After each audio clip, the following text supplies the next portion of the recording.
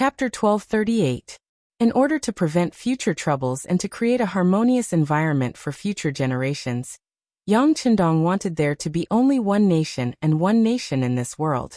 When everyone was a part of it, they would forget their previous identities. After 2 or 3 generations, they would slowly get used to it. This way, the so-called differences between nations would slowly disappear.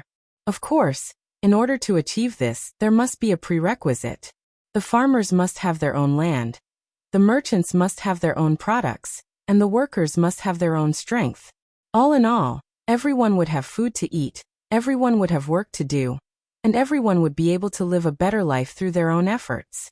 Yang Qindong wanted to use his own efforts to let the citizens live a better life. Even if it was a foreign race, he would not be too prejudiced. The prerequisite was that the Han people's rights would not be harmed, and they would not be treated unfairly. In fact, they would even be treated better than others. He believed that if this continued, there would be a day when the world would belong to the Han people. However, this did not mean that he was afraid of these foreign people, especially those who opposed him. If they went overboard, he would not mind killing one as an example to others. Just like now, it was a special period. With the sudden appearance of external enemies, he would not allow any internal problems to occur. After Dao Xiao received the order, he excitedly led 1,000 black cavalry soldiers out of the palace. When they arrived on the streets, their murderous aura frightened many people. Some people who originally wanted to take advantage of the situation could not help but reveal shocked expressions. They were already considering whether it was appropriate to make a move now. However, there were always some people who did not believe in heresy. Some of them were staunch nationalists who only wanted to be Turkmen. Even if they had to die, they would die here. There were also some people who had opportunistic thoughts. They had seen how the 5-star army treated the citizens. Not only did they not oppress them, they even helped the citizens.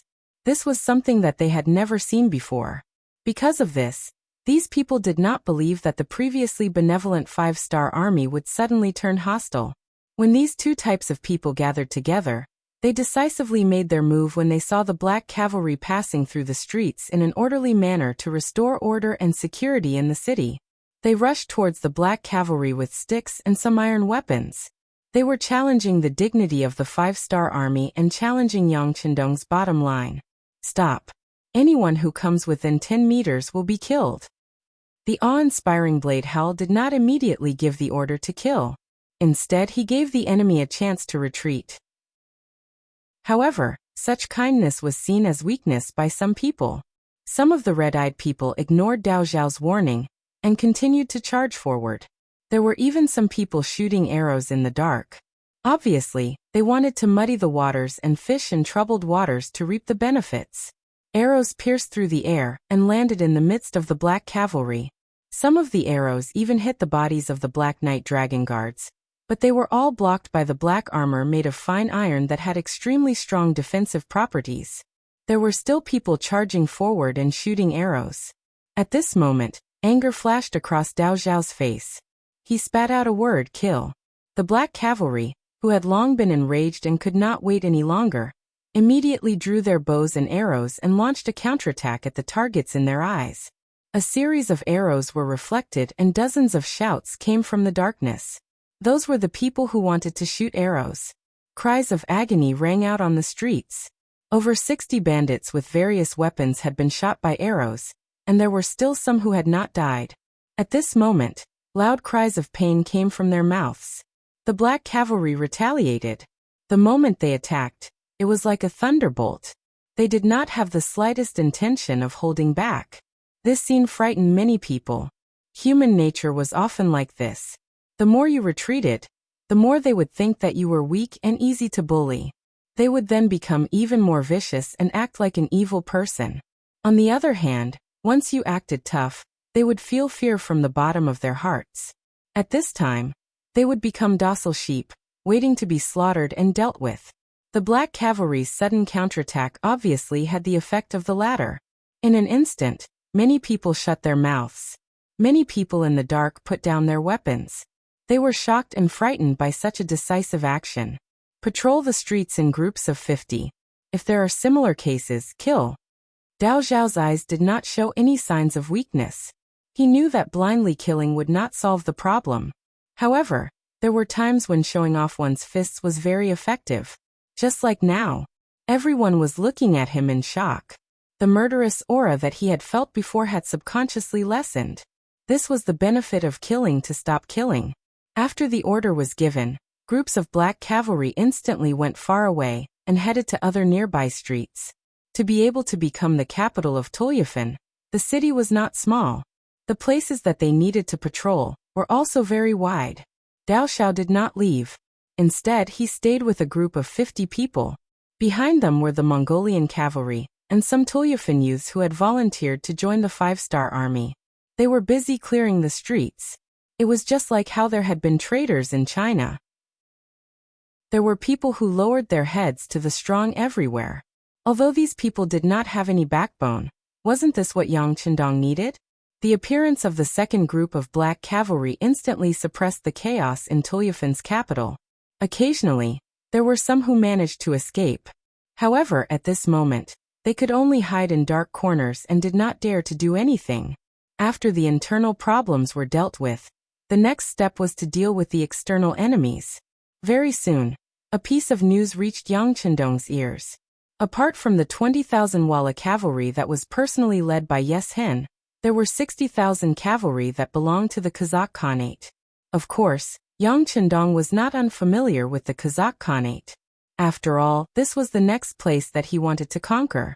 From the information that the intelligence department had sent over, the Kazakh Khanate was currently at war and had not been completely unified. Now, it seemed that the intelligence was lagging behind. Speaking of which, this could not be blamed on the intelligence department. Yang Chendong's speed in conquering the Kazakh Khanate had greatly exceeded the expectations of many people. It was the same for the intelligence department. They had only been established for less than 10 years and did not have a strong foundation. Furthermore, the Kazakh Khanate was simply too far away from Yang Xie's sphere of influence. No one had thought that they would meet in such a short period of time and even go to war. Naturally, the intelligence department there was limited, so it was normal that they did not send back any timely information. Looks like this Yes Hen is becoming more and more mature. Yang Chendong's reaction was so fast that he instantly thought of a lot of things, including the fact that the 1st Cavalry Division was surrounded by a large number of troops. It must have been planned a long time ago. One part of the plan was to kill him. 80,000 cavalry surrounded the city, but he only had 20,000 B-class troops and 2,000 black cavalry troops. But in the end, the number was still too small. Now he had to face 80,000 cavalry, and then there would be the support of 60,000 cavalry from the other 3 countries. The situation was very bad no matter how he looked at it. Young Master, immediately send a report to the new army and ask Commander Su He to lead the troops back. Beta Persei also felt an unprecedented tension and could not help but give an idea. No. Yang Chendong shook his head. He also thought of this method just now, but then he rejected it. Since he could think of it, how could the enemy not think of it? They had also sent out 100,000 Walla soldiers, but they were right behind the new Third Army. If they were to turn back at this time, a bloody battle would be inevitable. Although the new army's strength was not bad, the 100,000 Walla army were also elite cavalry. With 3 times the number difference, it would not be easy to deal with them. If they were not careful, they would be surrounded and eaten. Seeing that Yang Chendong rejected the suggestion, Beta Persei said anxiously, "Then send a signal to the commander of the 4th Division and ask him to speed up the march and come back as reinforcements." No. Yang Chendong rejected again. The 4th Division had the heavy responsibility of escorting the provisions. There were a total of 1,000 carriages of military supplies, all of which were needed by the 5-star army when they ventured deep into the inner regions in the future. There was no room for any mishaps. Otherwise, the soldiers would have no food and no pay. How could such an army display their fighting strength? This would not do, that would not do. For a moment, Beta Persei was anxious. His mission was to protect Yang Chendong's safety. He did not dare to imagine what would happen if something happened to the young master. He was afraid that even if he did not blame himself, the other brothers would take his life. Seeing that things were not going well, he could only take a step back and say, "Young master, then we will give up on the capital of Turpan. While the encirclement is not fully formed yet, our 2,000 black cavalry will protect you and open a bloody path." No. Right now, a lot of provisions and gold and silver have been hoarded in the capital. Although most of these were left behind by Hardenbarter when he escaped, they are now in our hands. These things are ours, we can't hand them over. After Yang Chendong rejected the idea, Beta Persei was speechless. If it was any other time, he would inevitably say that they valued money more than their lives. Beta Persei finally stopped talking. He turned to Yang Chendong and said with a smile, "Well, you don't have to worry. The enemy hasn't attacked yet. You have to have confidence in yourself and in our warriors." Beta Persei smiled bitterly. Obviously, he thought that this was the young master's way of comforting him. With 22,000 people, he had to face 80,000. No. It was 140,000 cavalry. He really had no chance of winning. Okay, since that's the case, send a telegram to Ling Daqiang. Tell him about the situation here, and ask him to send an advance march here. Well, don't forget to remind him that if anything goes wrong with the money and food, he will lose his position as a division commander. Also, don't inform the other army, division, or regimental units about the encirclement. Yang Chendong said with a very serious face. He knew too well that if he didn't say it harshly, once Ling Daqiang knew that they were in danger, he would definitely bring his army to kill them. If that was the case, the money and food would be taken advantage of by the enemy cavalry. This was something that Yang Chendong absolutely didn't want to see. Seeing that Yang Chendong had agreed, Beta Persei's face lit up with joy. After agreeing, he ran straight to the dispatch room. Chapter 1239. The 4th Division of the Lu Army. It had a total of 8,400 soldiers. However, such an army of less than 10,000 was escorting 1,000 carriages of food and fodder pulled by livestock on the land of a foreign country, and no one dared to provoke them. Just like now, they could see the silhouettes of cavalrymen in the distance, but they did not dare to get close to this army. It wasn't because of anything else, but because just 2 hours ago, a Kazakh Khanate cavalry squad of 300 intended to charge over from a relatively narrow area. But they were indeed routed 200 meters away. 200 meters was the time when the muskets showed their prowess and bows were powerless. None of the 300 cavalrymen survived, all of them killed by bullets. This scene shocked many people, and it also made the Kazakh Khanate cavalrymen cower. Of the 40,000 cavalrymen that surrounded the 4th Division, there were 20,000 Walla cavalrymen and 20,000 Kazakh Khanate cavalrymen. However, facing the 4th Division of the Lu Army, the Walla cavalrymen who had already suffered countless losses naturally did not dare to act rashly. Instead, it was the Kazakh Khanate cavalrymen who charged forward. In the end, they suffered a huge loss. Because of this, General Gu Lijiang had no choice but to give the order to follow from afar and not get close.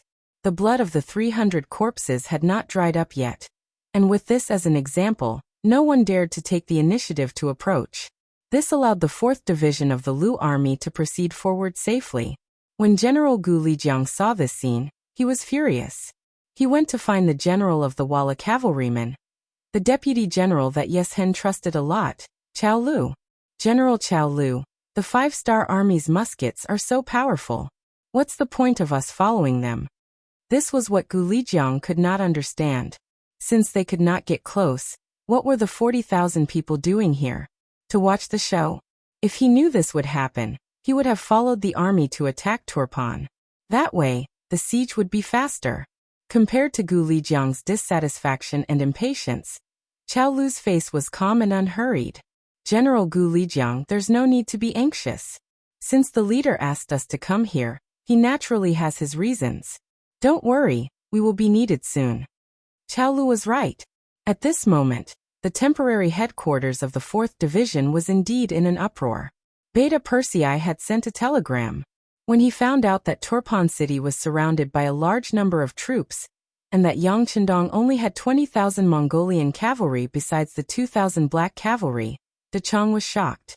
He immediately ordered the commanders to come to a meeting. He even had the urge to give up everything to rescue Yang Qindong, because he knew very well that without the 6th young master, what would happen to the 5-star army in the future? The 4 regimental commanders were confused. When they arrived at the temporary headquarters, they wanted to ask what had happened.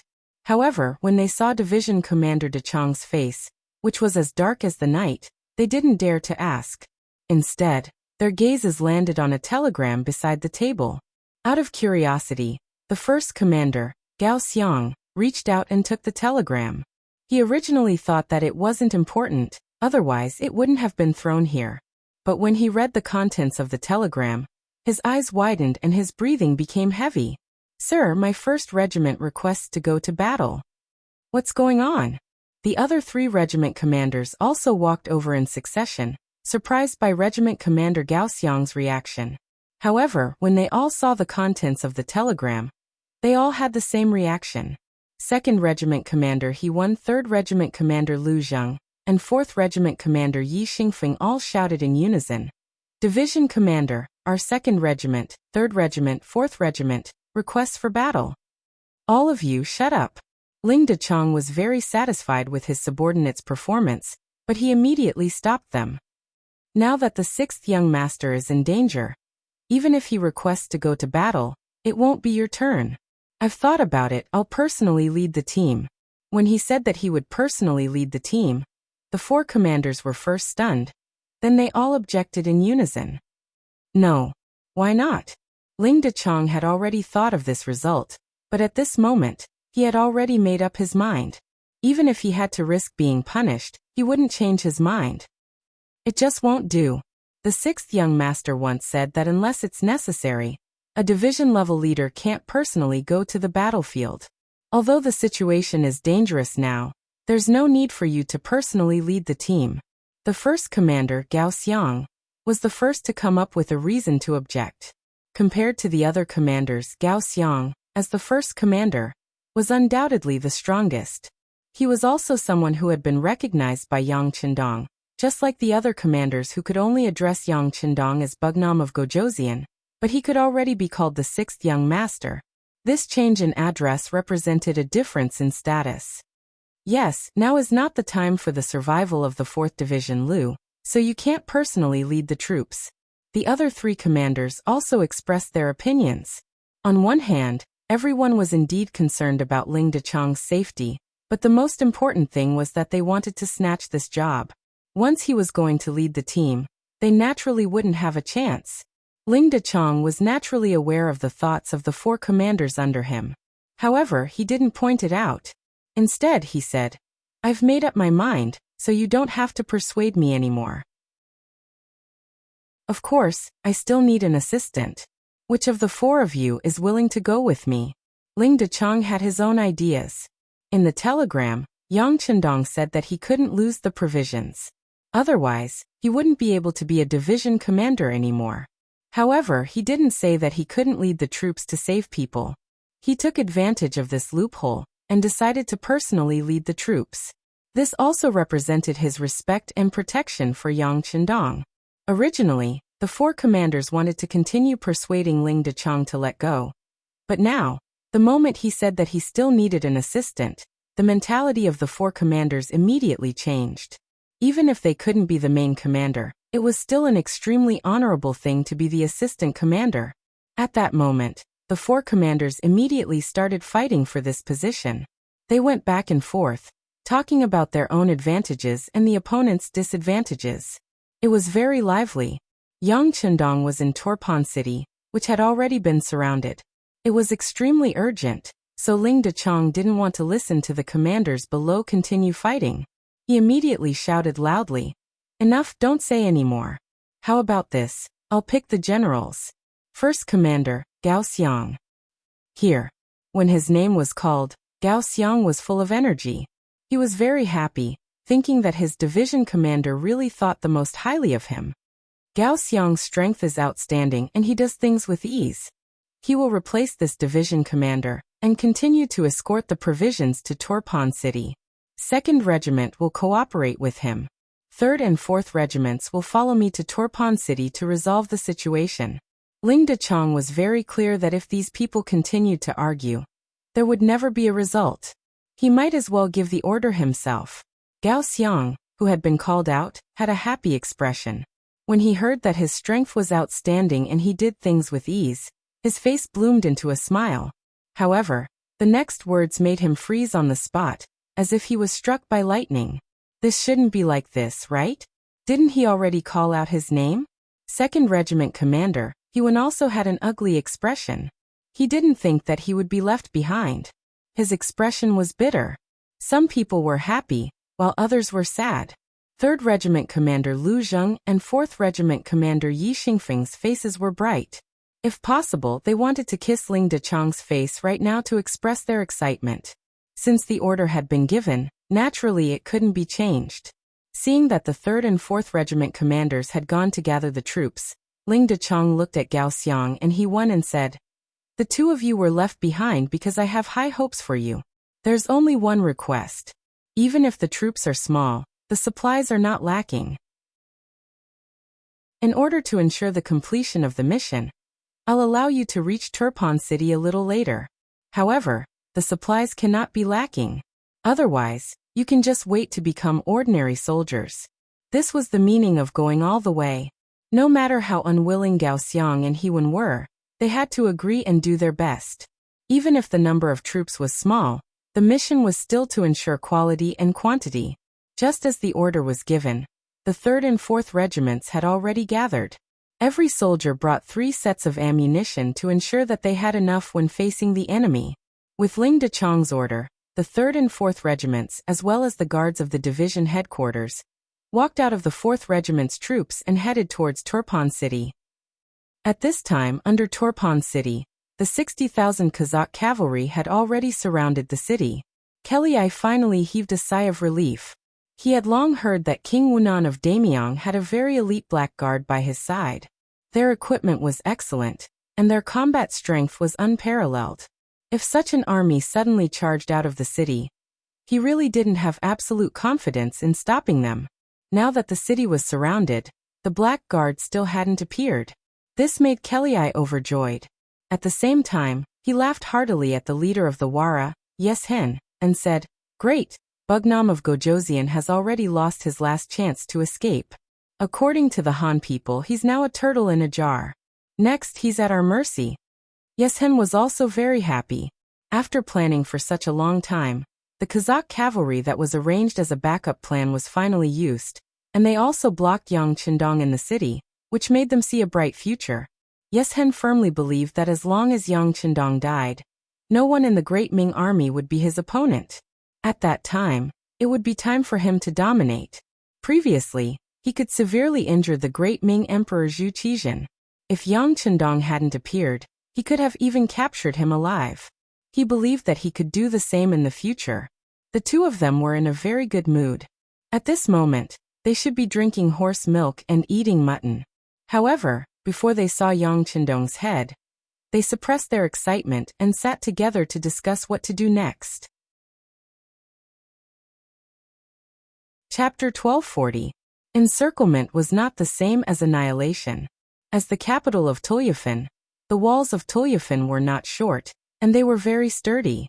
There were more than 20,000 soldiers in the city, which was Yang Qindong's support. The next thing they had to do was to kill their way into the city. Neither Yeshen nor Kelly were fools. On the contrary, they were very shrewd.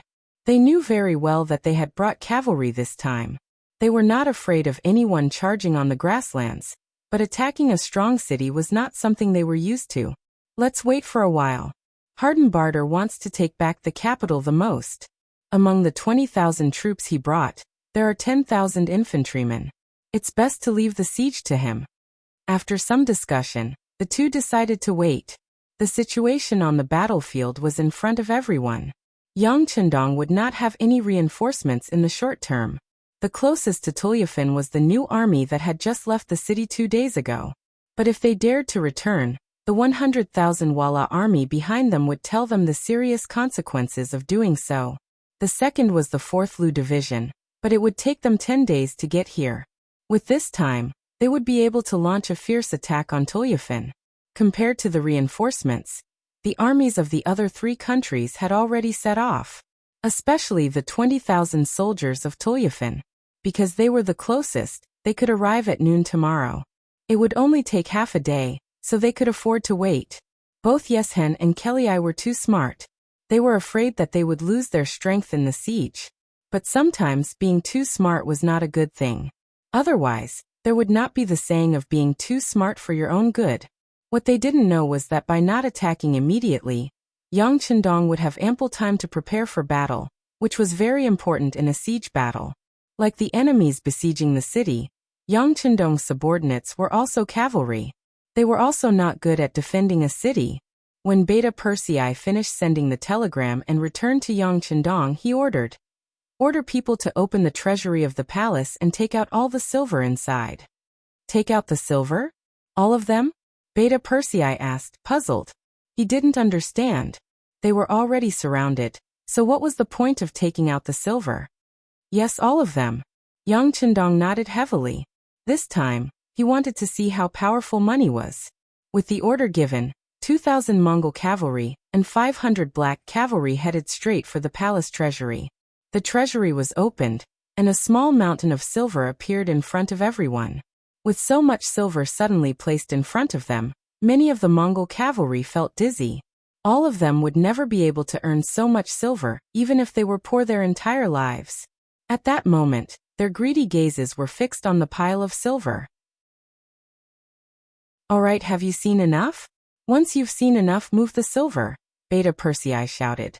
He seemed to have expected something like this to happen. The 500 black cavalry behind him acted as a supervisor. This shout instantly woke everyone up.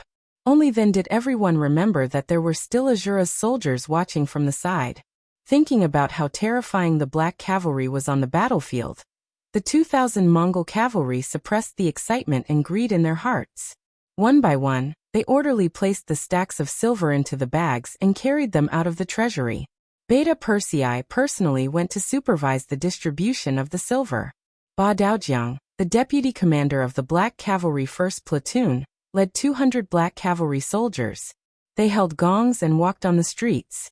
As they walked, they beat the gongs and shouted, "The chance to get rich is here, for those who have the strength to do so. The good news is here. Those who want to earn big money, gather at the square in front of the palace. The chance to get rich is here, for those who..." These repeated shouts followed Ba Daojiang and the others as they walked down the streets. After an hour, almost everyone in the city knew about this. Everyone was curious. Immediately, many people walked out of their houses and headed towards the palace. In the largest square in front of the palace, 5,000 Mongol cavalry soldiers stood around with their swords out of their sheaths. Each of them had a solemn look on their faces, giving people a feeling that strangers should not get close to them.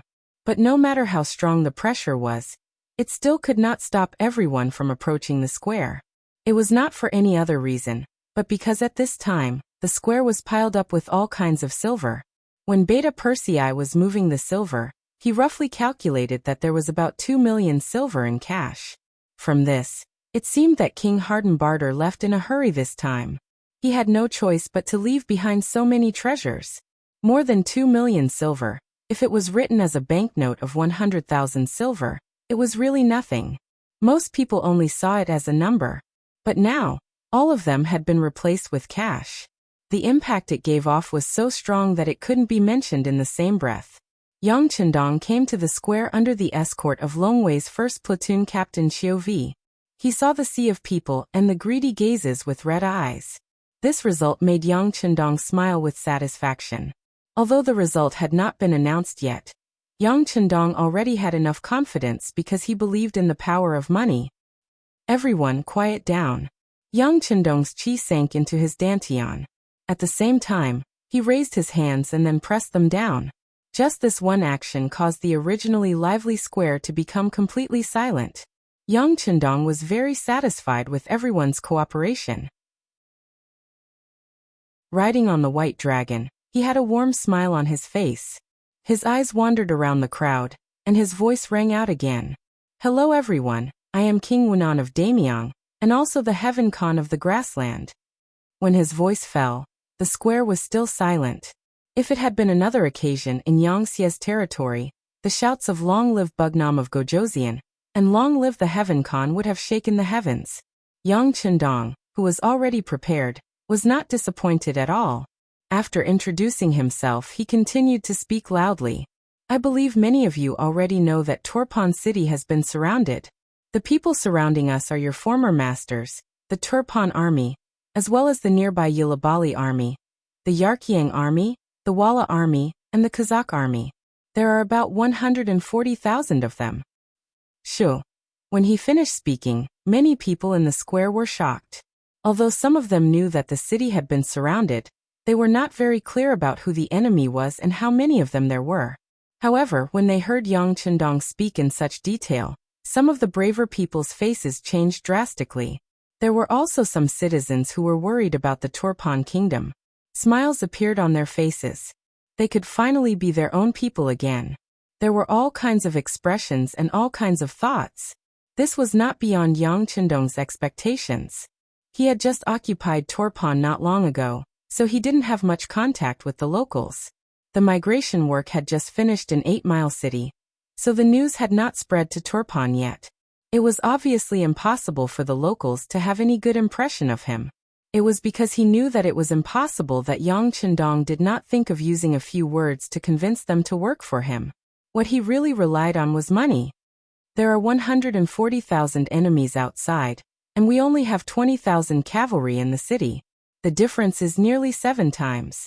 If we fight this battle, I'm afraid that we will lose and Turpan City will have to surrender. I believe that this king and everyone knows the result of this. Yang Chendong's frank words immediately received a lot of approval. It was clear that everyone knew how to calculate and knew that it would be too difficult for the latter to make a comeback. Seeing that many people nodded in agreement, Yang Chendong was satisfied, but his face showed an expression of anger as he continued to speak. Since everyone knows how to calculate this debt, how can this prince not know how to calculate it? Since we can't beat them, we can just run. Don't tell me that our 20,000 cavalry won't be able to carve out a path of blood before the enemy completes their encirclement? To be honest, this king is also a human. Like everyone else, I am afraid of death. When he said that he was just like everyone else, he was afraid of death. His words resonated with even more people. When they looked at Yang Chendong, their gazes were no longer filled with admiration, but with a sense of closeness. After all, if he was too high and mighty, it would only create distance. It was difficult for his words to truly resonate with people. The atmosphere at the scene also changed because of Yang Chendong's words. This was the result that Yang Chendong wanted, because he was about to use his trump card. Without the foreshadowing from before, the effect of this trump card would inevitably be reduced. Yes, I can leave Jiji. Seeing that everyone's attention was on him, Yang Chendong continued. In fact, I was also prepared to retreat, but a letter changed my mind. Now the leader of the Wara Empire, Yes Hen, outside the city, hates me to the bone because he has lost to me many times. He wants to eat my flesh. In fact, he did eat a lot of flesh and blood on the grasslands. He even said that eating human flesh is good for his body. When these words were heard by the commoners, many of their expressions changed. They did not expect that there would be such a cruel person in the world. Being the enemy of such a person was really a dangerous thing. After a few words, everyone had an impression of Yes Hen who they had never seen before. He must be a man-eating demon. It was better not to meet such a person. But at the same time, many people were interested in the letter. They wanted to hear what was written in it that Bugnam of Gojoseon did not escape.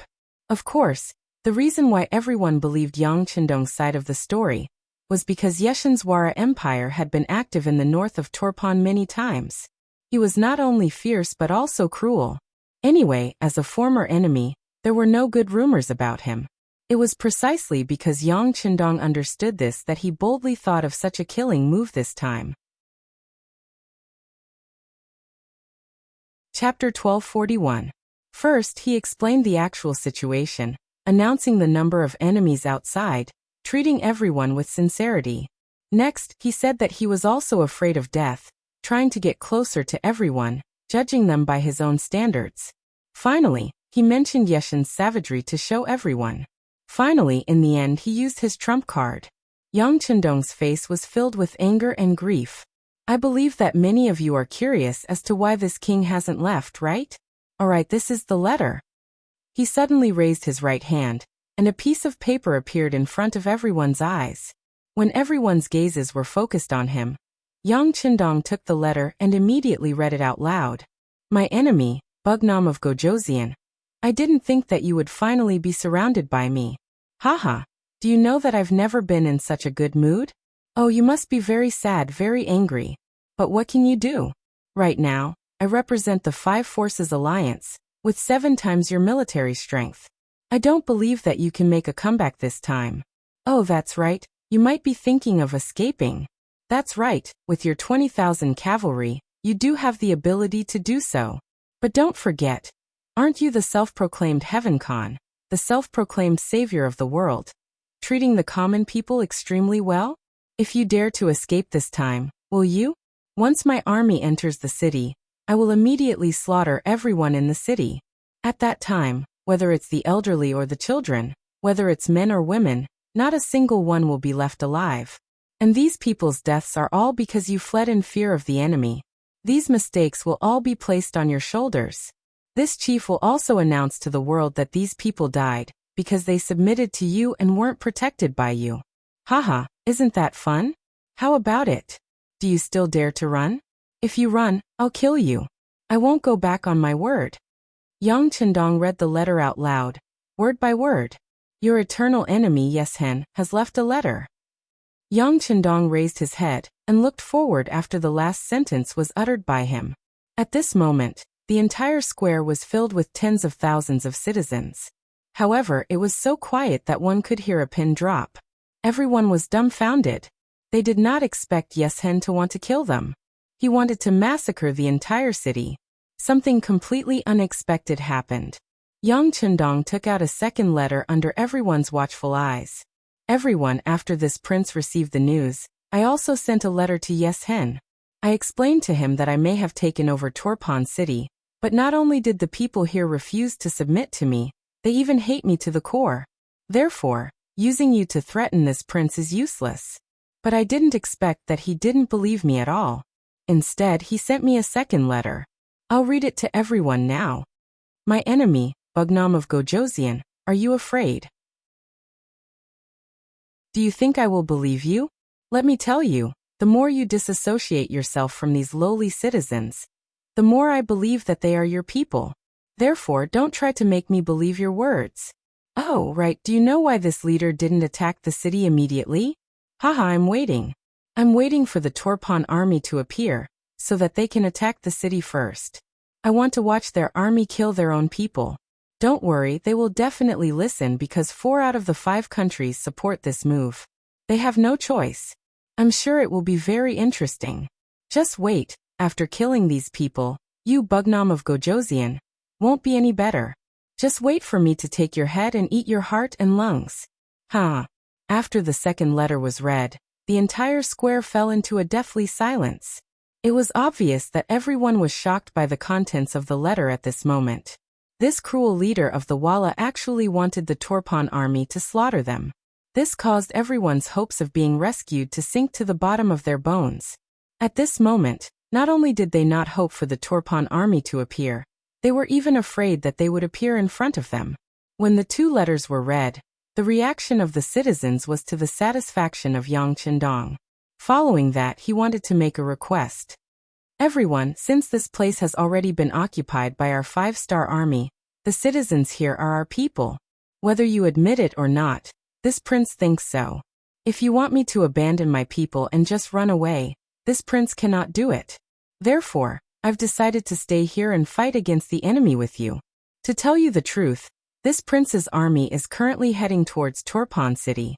As long as we can hold on for a few days, we will be able to coordinate with the enemy and resolve the situation. When Yang Chendong said that he wouldn't give up, many people revealed moved expressions. When they heard that reinforcements were coming, many people's eyes revealed a look of hope. Only with our 20,000 soldiers, I'm afraid that we won't be able to defend the city for a few days. Then it will depend on everyone's strength. Of course, This prince will not force anyone. You can also choose not to contribute. I don't believe that Yeshen will massacre the city after taking it down. But if you believe in my people, this prince's army is willing to defend the city with everyone. Do you see those silvers? Anyone who participates in defending the city will receive 1 tael of silver a day. If you kill the enemy, you will receive half a tael of silver for each person you kill. If you kill 10 people, you will receive 5 taels of silver. After the battle, you can come to the square to retrieve your own silvers. If you unfortunately die in battle, your designated successor will receive 10 taels of silver as compensation. Remember, this prince will not force anyone. Even if you earn so much that your hands go numb and don't want to fight anymore, you can go home and rest. As for the silvers that you receive, this prince can swear in the name of the heavenly Khan that they are yours. I will not take them back, and no one will try to steal them. After finally revealing his goal, the crowd in the square immediately began to discuss. There were even quite a few people who simply stared at the silvers without moving. It was clear that they had been stimulated by this large amount of wealth. 1 tael of silver was roughly equivalent to 2,000 yuan. In the Ming dynasty, 1 tael of silver was equivalent to 1,000 copper coins, and could buy 400 kilograms of rice. In the Ming dynasty, 1 kilogram was equivalent to 1.5 taels, so 1 tael of silver could buy 400 kilograms of rice. Now the price of rice was around 4 to 5 yuan per kilogram. As long as they participated in the battle, they would receive 2,000 yuan a day. For the Turpan people who only earned a few hundred yuan a month, this was undoubtedly a large temptation. Also, even if they died in battle, their families would receive 20,000 yuan. In this era where human lives were cheap, this already made many people speechless. The most important thing was that they could receive the money on the same day. Yang Chendong had even sworn in the name of the heavenly Khan. This was definitely a heavy oath. There was no one who didn't believe that they wouldn't be able to receive the money. Some people even began to consider how many enemies they could kill on the battlefield, and how much money they could receive. Striking while the iron was hot, Yang Chendong saw that the time was ripe.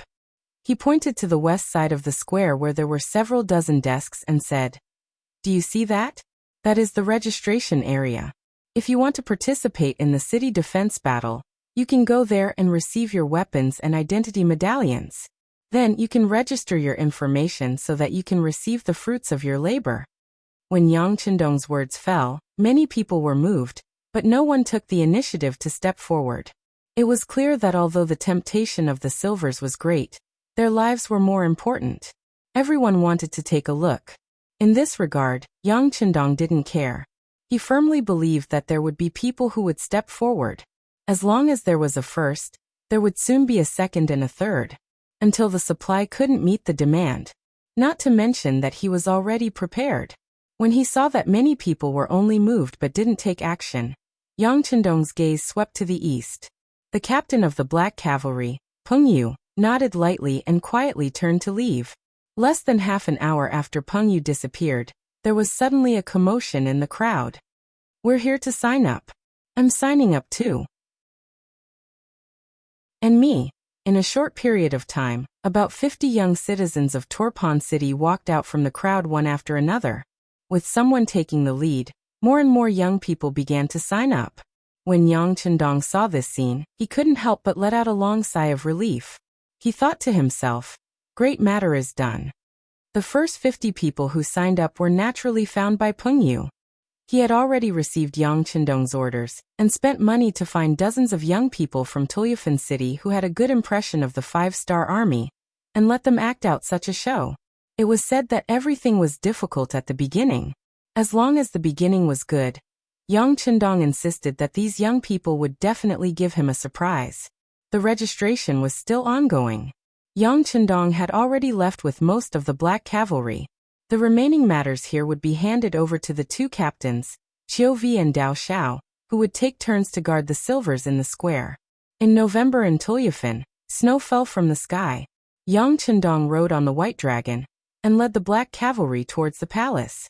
The snow fell on him, attracting the excited cry of Beta Persei beside him. "Young master, it's snowing heavily. This will be more advantageous for us to defend the city." That's right. Yang Chendong nodded, his face brimming with a satisfied smile.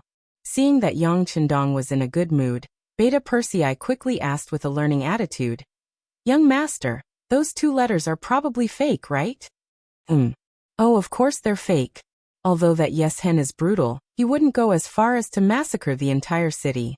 Not to mention, there's still the Tuyufan army in the alliance. Even if he wanted to do so, he would need their consent. Yang Chendong said as if it was a natural thing, his tone as if whoever believed it was a fool. Oh.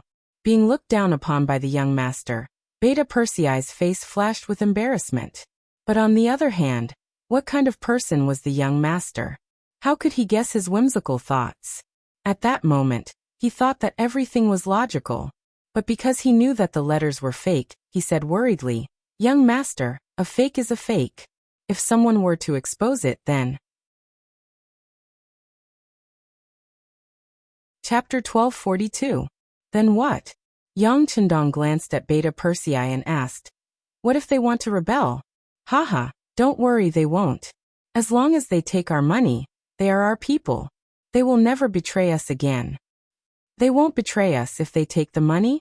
What if they just work but don't put in any effort?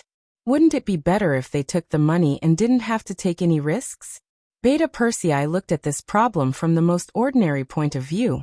In his opinion, if he was one of them, it was very likely that he would make such a choice and decision. Work but don't put in any effort? Yang Chendong laughed as if he had heard a great joke. "Beta Persei, you still don't understand people's hearts.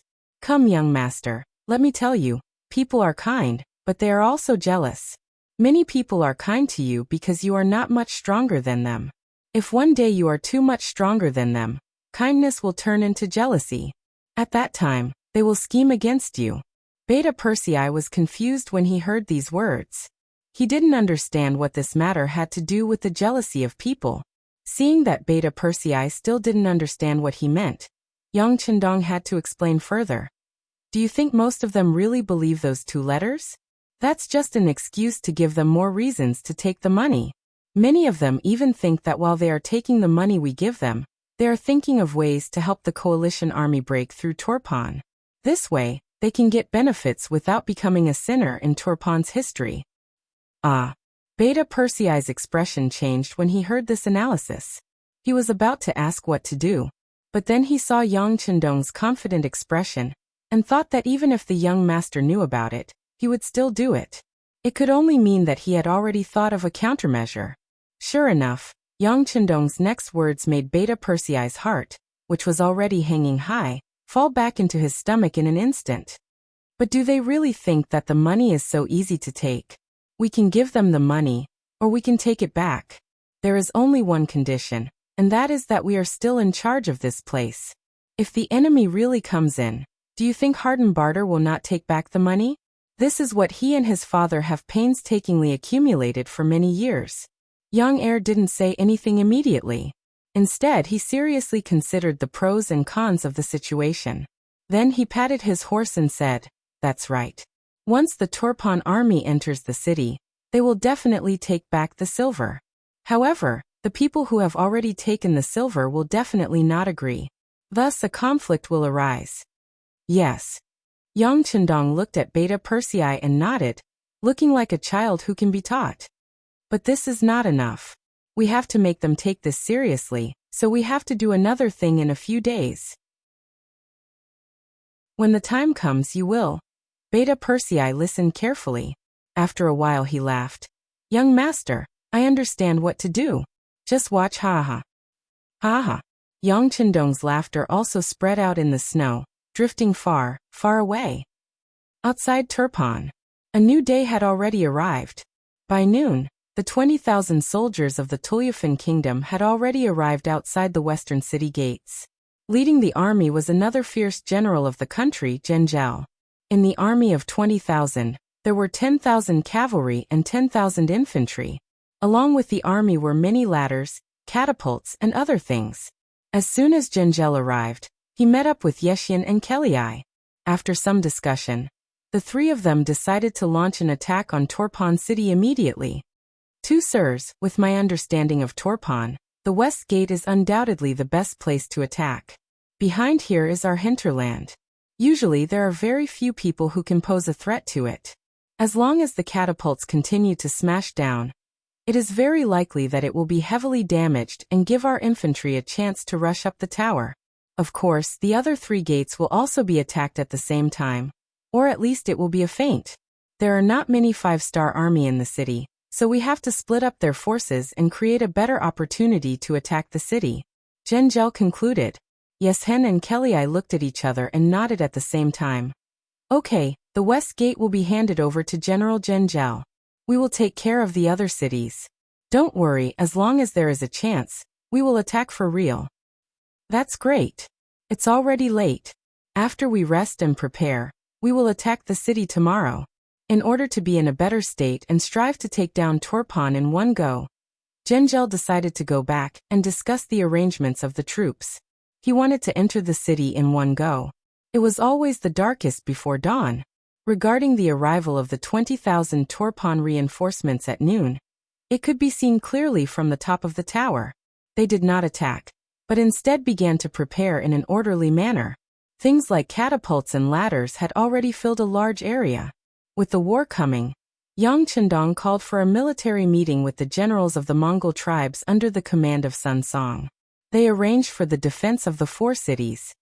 Everyone, tomorrow morning is likely to be the day when the enemy will attack the city.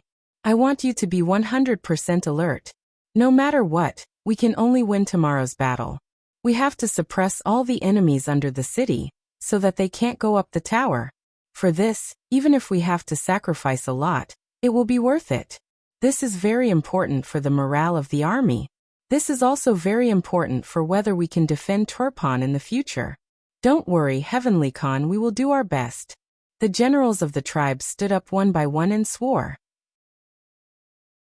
They walked out of the barracks and rode back to the palace on the white dragon. Yang Chendong had been deep in thought, which made Beta Persei, who really wanted to speak, feel uncomfortable. If you have something to say, just say it. Yang Chendong, who woke up from his thoughts, noticed Beta Persei's anxious look and asked aloud. Yes, young master. According to the numbers just now, only 500 people in the city signed up to participate in the city defense battle. Among them, there are 50 people we arranged in advance. In other words, there are more than 200,000 people in the city, of which there are more than 40,000 young men, but only about 1% of them signed up. Beta Persei had an anxious look on his face. In his opinion, this number was still too low. It was completely below his psychological bottom line. 1%? That's quite a lot. Unexpectedly, Yang Chendong was not surprised when he heard this number. On the contrary, he smiled with satisfaction. Young master, isn't this too little? Beta Persei said, unable to figure it out. It's already quite a lot. 1% of the people participated in the first battle. As long as we use it well, this number will continue to expand in the future, until it reaches a level that you don't dare to think about. Well, how about this? Send an order to General Sun Song to protect these 500 people as much as possible in tomorrow's battle. Don't let them have a large number of casualties. Yes. Although he did not understand, Beta Persei still agreed. But in his heart he did not think so. Only 500 people were going to fight, and they still needed to be protected. If that was the case, what was the use of these young people? The night passed quietly. It seemed that the heavens were taking care of the Allied forces. In the middle of the night, the snow stopped, and the wind stopped as well. When the sun rose the next morning, it shone on people's bodies and warmed them. Haha, a good sign. Even the heavens are helping us. Today we must take Turpan City, and wipe away the humiliation from before. Pass down the order, beat the drums, and prepare to launch the siege. After General Zhengzhou finished his breakfast, he looked up at the clear sky and was in a good mood. His heroic spirit was born. The thrilling sound of the war drums spread in all directions. The siege was about to begin. On the west gate tower of Turpan City, Sun Song was personally guarding it. This would be the first day of the siege, and also the most brutal day. This was the time to compete the fighting spirit and morale of both sides. There was no room for sloppiness and carelessness. Standing on the west gate tower, he ordered the soldiers to place the boulders, pillows, and burnt tung oil in the designated places. After doing this, he inadvertently glanced at the 300 Torpon youths who were assigned to him, and could not help but shake his head. According to the Heavenly Khan, not only could these people not be placed in the most dangerous front lines, but they also had to find a way to ensure their safety. He and Beta Persei had the same question. What was the use of letting these people come up? Boom boom boom. Boom boom boom. Before the siege began, dozens of catapults were pushed out. Huge rocks fell from the sky and continuously hit the west gate wall. Every time they hit, there would be a deafening sound, and at the same time, the horn of attack would be blown. Below the west gate tower, thousands of Torpon soldiers were carrying siege ladders in one hand and scimitars in the other. They roared as they charged forward, their momentum astonishing. Prepare the boulders. Let's give them an appetizer first. Na Risong stood between the battlements and watched as the soldiers cleaned up the debris from the boulders, and the archers seized every opportunity to shoot down. Na Risong nodded in satisfaction. He wasn't frightened by the enemy's morale. This was the best performance he could give. In a battle between two sides, especially in a siege battle, the defending side had a great advantage. As long as they were well prepared and had high morale, they could often fight 1 against 3 or even more. This was also why Yang Qindong dared to stay in the city, and did not lead the army to break out. A large number of Torpon infantrymen under the city walls set up ladders and charged. In the first wave of boulders rolling down, many people were injured and fell. Some people were directly hit by the boulders, and many died. The first wave of boulders stopped the charge of the Torpon army, but with the second wave of 1,000 infantrymen, the situation became grim again. Chapter 1243. Let's get closer before fighting. Prepare the sleepers. Na Risong fully understood Yang Qindong's fighting style. He decided to give his opponent a chance to fight back. This feeling of being disappointed right after seeing hope is definitely very satisfying. The siege of the other 3 cities also continued. Compared to the West Gate, they were much more peaceful. Many times, there were even ladders set up, but not many people attacked. Their main goal was to keep the 5-star army in check. The siege on the city tower had already begun. Many people in the city had nervous expressions on their faces. At this moment, they were extremely conflicted. They wanted the city gate to fall so that they could return to Torpon, but they were also worried that the Wara Wara leader, Yeshen, would really slaughter everyone in the city. Many people were at a loss for what to do. They couldn't see the light of the future, and all they could see and think was darkness. At this moment, on the official road leading from 8 Mile City to Tulyafan City, a small-scale battle was taking place. After receiving Yang Qindong's telegram, Commander Ling Dechang didn't dare to waste any time. He led the 3rd and 4th Regiment of the 4th Regiment and left. Not long after they left, they were attacked by cavalry. The soldiers of the 4th Infantry Division had no choice but to stop and get into battle formation, waiting for the enemy to arrive. But every time they stopped, the enemy cavalry in the distance would also stop. They knew the power of guns and didn't dare to get close.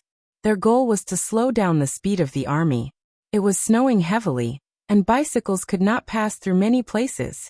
The soldiers could only carry them. This greatly affected their marching speed. Dechang saw this and was worried in his heart. The 6th young master was surrounded in Torpon. He was under attack by several times the number of soldiers. The city could be in danger at any time. He urgently needed their support. But now, not only were they unable to reach Tulyafan City ahead of time, but it seemed like they would be delayed. One could imagine how anxious Dechang was. Division leader, the soldiers are all very tired. The sky is about to turn completely dark. Let's find a place to set up camp. 3rd Commander Lu Zheng and 4th Commander Yi Xingfeng came in front of Ling Daqiang and gave their own suggestions. Ling Daqiang wanted to shake his head and say no. He wanted the soldiers to continue their journey. But when he thought about how difficult the road was to travel and how the enemy cavalry would harass them, it was very likely that chaos would ensue at night. If that were to happen, not only would they not be able to rescue Torpon, they might even lose their lives here. Even though Ling Daqiang was extremely unwilling, This was the reality. Ling Daqiang still nodded. All right, arrange for the guards to be on duty. Everyone else, seize the time to eat and rest. Tomorrow, those who fight for the treasures can go further. The situation waits for no one. Understood. How could the two captains not know how critical the situation was? He immediately agreed and went down to pass on the order. Ling Daqiang, who was left behind, looked in the direction of Turpan City and sighed inwardly. Sixth young master, you must hold on. 5 li away from the fourth master Lu, Chao Lu and Gu Lijiang were warming themselves by a bonfire. The heavy snow wasn't entirely a good thing for them. At the very least, the speed of their warhorses was greatly affected. It was impossible for them to quickly attack and retreat. This caused them to have no choice but to postpone their plan to harass the enemy. Of course, the heavy snow was more of a hindrance to the fourth master Lu than to them. This made them extremely happy. Haha, if this continues, we won't even need to send out our troops. We only need to follow them, and we can easily complete our mission. Gu Lijiang reached out and pulled a roasted lamb leg from the bonfire. She ate with a mouthful of oil as she spoke with a satisfied expression. That's right, the heavens are really helping us. Chao Lu also expressed his feelings.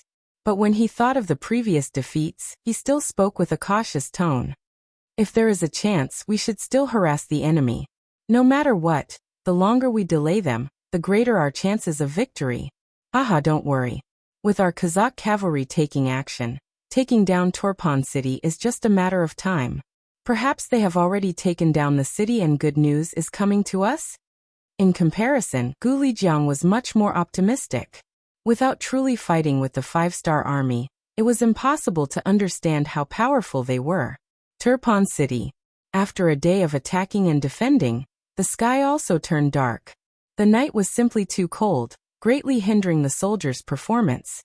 Even though he was unwilling, General Zhengzhou still gave the order to stop attacking the city. Within Turpan City, although the sky had already turned dark, the entire city was still brightly lit. Perhaps everyone was unable to sleep, because they were in the middle of a war. Especially in the huge square in front of the palace, there was a sea of people. Looking from afar, there were shadows everywhere, and it wasn't an exaggeration to say that there were people next to people. After a day of fighting, the 500 warriors finally came down from the city walls. At this moment, everyone was waiting to see if they would be able to get their hands on the silver. In the distance, with a group of 200 black cavalry soldiers clearing the way, the 500 warriors finally appeared on the square. It must be said that these 500 people were all in different shapes and sizes. Among them, there were some who were injured, some who needed the support of others to walk, and 2 who were directly lying on a single stretcher covered with white cloth. Needless to say, they had already died in battle. All right, the battle is over. Come and receive your reward. Who is Tumu? Please come over. Beta Persei's loud voice finally had a use. Just this shout alone was enough to spread his voice far and wide. A young Turpan man wearing temporary armor excitedly walked out from the group of 500 warriors and came in front of Beta Persei. General, I am Tumu. Beta Persei raised his head to look at the sturdy and honest-looking young man and nodded with satisfaction. Not bad. Today you performed the best. Not only was your courage on the city walls commendable, but you also killed 4 enemies. According to the rules, participating in the battle to defend the city will earn you 1 silver per day, and killing an enemy will earn you half a silver per person. You received a total of 3 silver taels. This is for you. As soon as he finished speaking, he raised his hand and 3 silver taels fell into the hands of the young man named Tumu. Wow! At this moment, many of the onlookers revealed a fiery expression in their eyes. This was 3 silver taels.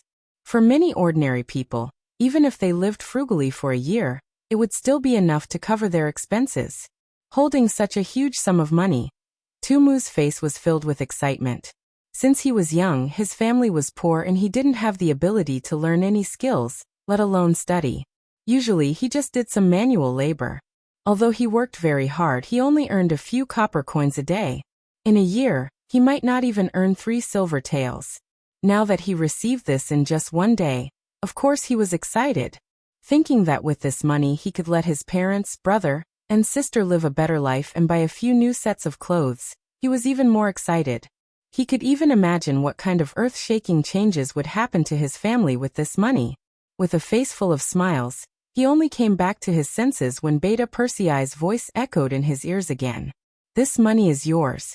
You can take it. Next. Ah, wait. Tumu suddenly opened his mouth to speak. Beta Persei, who was about to call the next person, was immediately stunned. What? Is there something else? Yes, General. I want to ask, can I continue to guard the city tower tomorrow? Looking at Tumu's hopeful gaze, Beta Persei immediately smiled and said, Of course you can. Over there is the registration area. Just sign up again. It will be the same in the future. If you want to participate in the battle the next day, you only need to sign up again. Thank you, thank you. Tumu hurriedly bowed and thanked him. Then he took the 3 silver taels and rushed towards the registration area. This scene was seen by many people. Under the envious and jealous gazes, some people also wondered if they should also sign up. Although there were some risks, they could earn a lot. After Tumu, the 500 warriors received their rewards one after another. Although they were protected in the first battle and most of them didn't kill the enemy at all, the 1 silver tael a day still made them very excited. Especially the 2 who died in the battle. One of them was very unlucky and was directly injured by a huge rock from the catapult. It could be said that he died in battle without even seeing the enemy's appearance clearly. But after his death, Beta Persei still gave his designated successor 10 silver taels as a settlement fee. Even after death, there was still money. Such a realistic side was placed in front of everyone. Many people were moved. Seeing that almost 90% of the 500 participants went to the registration area to sign up again, and seeing that these people would take away a large amount of silver taels at this time tomorrow, some people finally couldn't help it. They seemed to be afraid that the small mountain of silver would be taken away by others, so they immediately joined the registration team. 20 tables were prepared yesterday, but there were very few participants. Today the 20 tables were filled with people in an instant. It looked like there was not enough space at all. It would be good if they could finish recording before dawn. Beta Persei immediately made a decision. He ordered people to bring over 100 tables and arrange for some soldiers to be in charge of this matter. Only then did he relieve the pressure. With this good news, Beta Persei returned to the palace and reported the news to Yang Chendong. Young master, good news, good news. The number of people who signed up for the battle today is about 10 times more than yesterday. It looks like there are about 5,000 people. Is that so? When he heard this news, Yang Chendong was not surprised at all. This was originally within his expectations. Human nature was like this. When there was good news, it would often rush forward. This was also human nature. Although he had been prepared for this for a long time, the smooth development of the matter still made Yang Chendong very happy. At this moment, he didn't seem to take the defensive battle of Torpon seriously. Instead, he put all his energy into the next battle at the Ayla mountain pass. Chapter 1244. With the large amount of money and weapons stored in the city, the only thing they lacked was a lack of manpower. Since the lack of soldiers was alleviated, there was nothing for him to worry about. However, the battle at the Ayla mountain pass involved too many forces. If the situation wasn't handled properly, the 5-star army would be defeated. Then they would have no choice but to withdraw from this place. If they wanted to enter the Ayla mountain pass again, they would need a lot of time to prepare. Looking at the Ayla mountain pass marked with a red flag on the sand table, Yang Chendong frowned. Even the 1st Cavalry Division would not be able to break through the encirclement of 80,000 soldiers with less than 20,000 soldiers. Not to mention supporting the other allies. Naturally, Yang Chendong was not worried about the 1st Cavalry Division. He had already prepared and given orders. However, it was not realistic to expect them to support the other allies. But what if another force suddenly appeared? What would it be like if they worked together with the other allies? Yang Chendong thought as he looked at Hoksari city to the north of the Ayla mountain pass. If he remembered correctly, Bai Shuang's 4th Cavalry Division was there. Perhaps? Hoxari City. In the past half a month, Bai Shuang's injuries had already healed. Not only that, but he had also gained a lot of weight. This was naturally closely related to the care of his new wife, Ruofang. If there was a woman who cared about him all the time, and made him nutritious meals for every meal, it would be hard for a man not to get fat. With power in his hands, in charge of the famous 4th Cavalry Division, and with a beautiful wife by his side, Bai Shuang was living a godlike life. However, his peaceful life did not extinguish his will to fight. He clearly remembered his identity, and he was even more aware that the world was not yet settled, and there were even more important missions waiting for him. "Husband, it's time to eat." Ruofang appeared in the study with delicious food in front of Bai Shuang. After the food was placed on the table, Bai Shuang reached out and held Ruofang's delicate wrist. With a gentle gaze he said, "It's been hard on you." "It's not hard at all. I like this kind of life." Ruofang's face carried a faint smile and satisfaction. "I also like the feeling of being with you." Bai Shuang sighed. However, his expression suddenly changed as he said, "But, just now, a messenger sent word that the reserve force that would replace his 4th line in Hoxari had arrived." This also indicated that his comfortable life was about to come to an end. When he thought about the main force of the division that was surrounded, White Shuang felt a heavy responsibility on his shoulders. However, before Bai Shuang could say anything, Ruofang had already opened her mouth and said, "A good man should be ambitious. My man should not only accompany his wife. The battlefield is where he can show his talent. I know that the person who will replace my husband has come. You should do what you should do.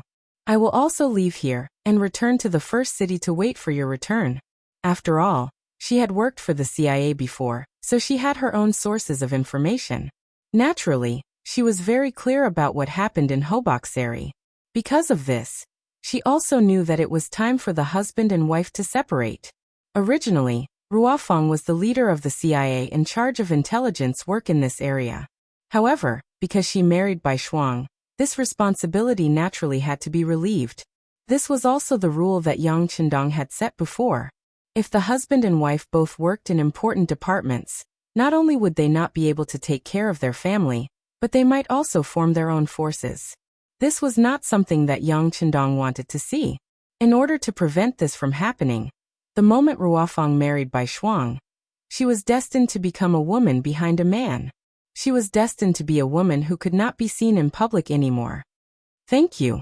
Don't worry, I will definitely kill more enemies on the battlefield." Bai Shuang was touched by his wife's understanding. For this trust and waiting he had to perform well. Just one night later, Bai Shuang led the 4th line of 4,000 cavalrymen, and left Hoboxary without anyone knowing. Because they left in the middle of the night, no one was alerted. Even the spies in the city arranged by the 5 nations did not notice this. When they woke up the next morning, the reserve force that replaced Bai Shuang in charge of Hoboxary's security was still under the banner of the 4th line. After leaving Hoboxary, Bai Shuang led the 4,000 cavalrymen across the snowy land. Their target was the 30,000 cavalrymen led by Torpan Tushi. They did not approach the 1st Cavalry Division. Instead, they chose to attack the 30,000 cavalrymen of Torpan first.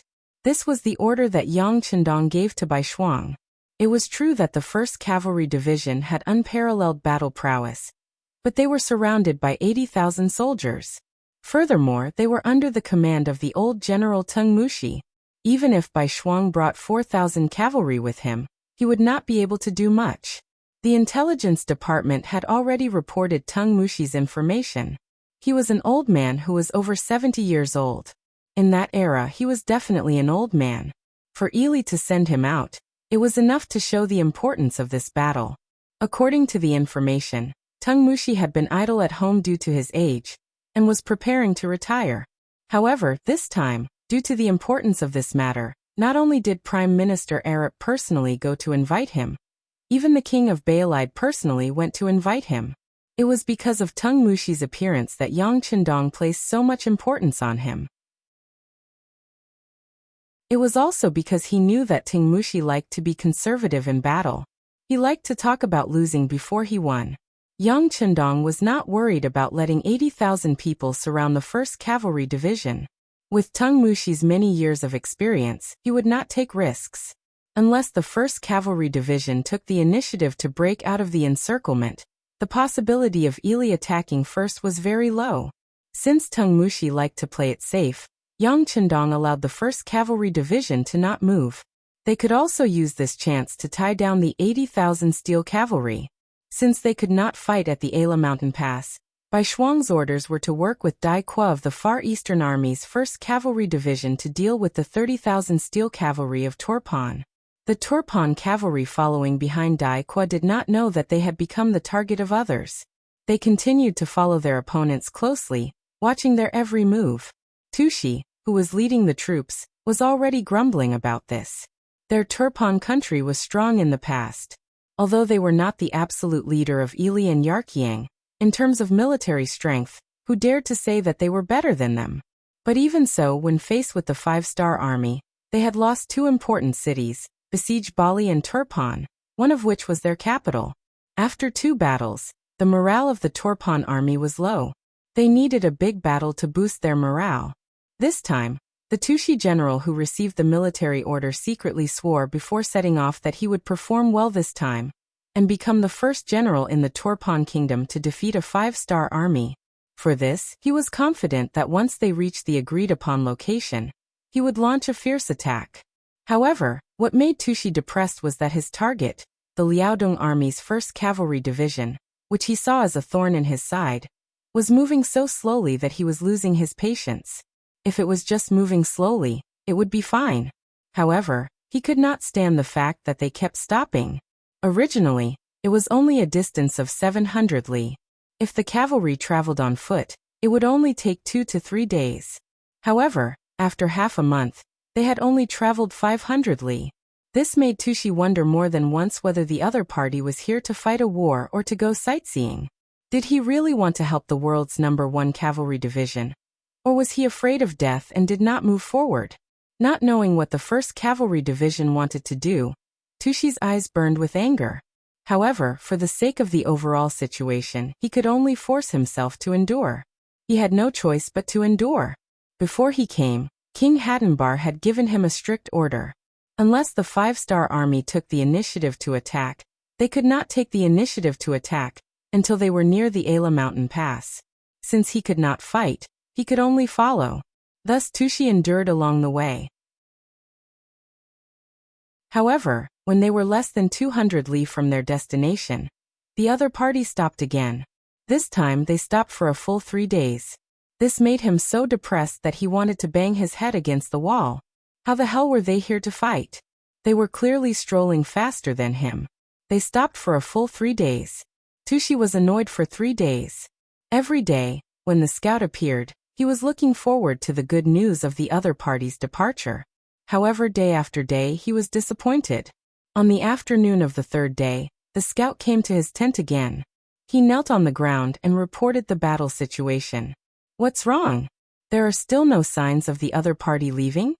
Sitting on the big chair, Tushi leaned his body sideways and looked like he was about to fall asleep. Yes. The scout answered truthfully. All right, let's scout again. The result was as expected. Tushi immediately felt bored and waved his hand to dismiss the scout. However, after the signal was made, the scout did not withdraw. Instead, he continued to kneel there. This caused Tushi to be unhappy. Why haven't you left yet? Did you discover something new?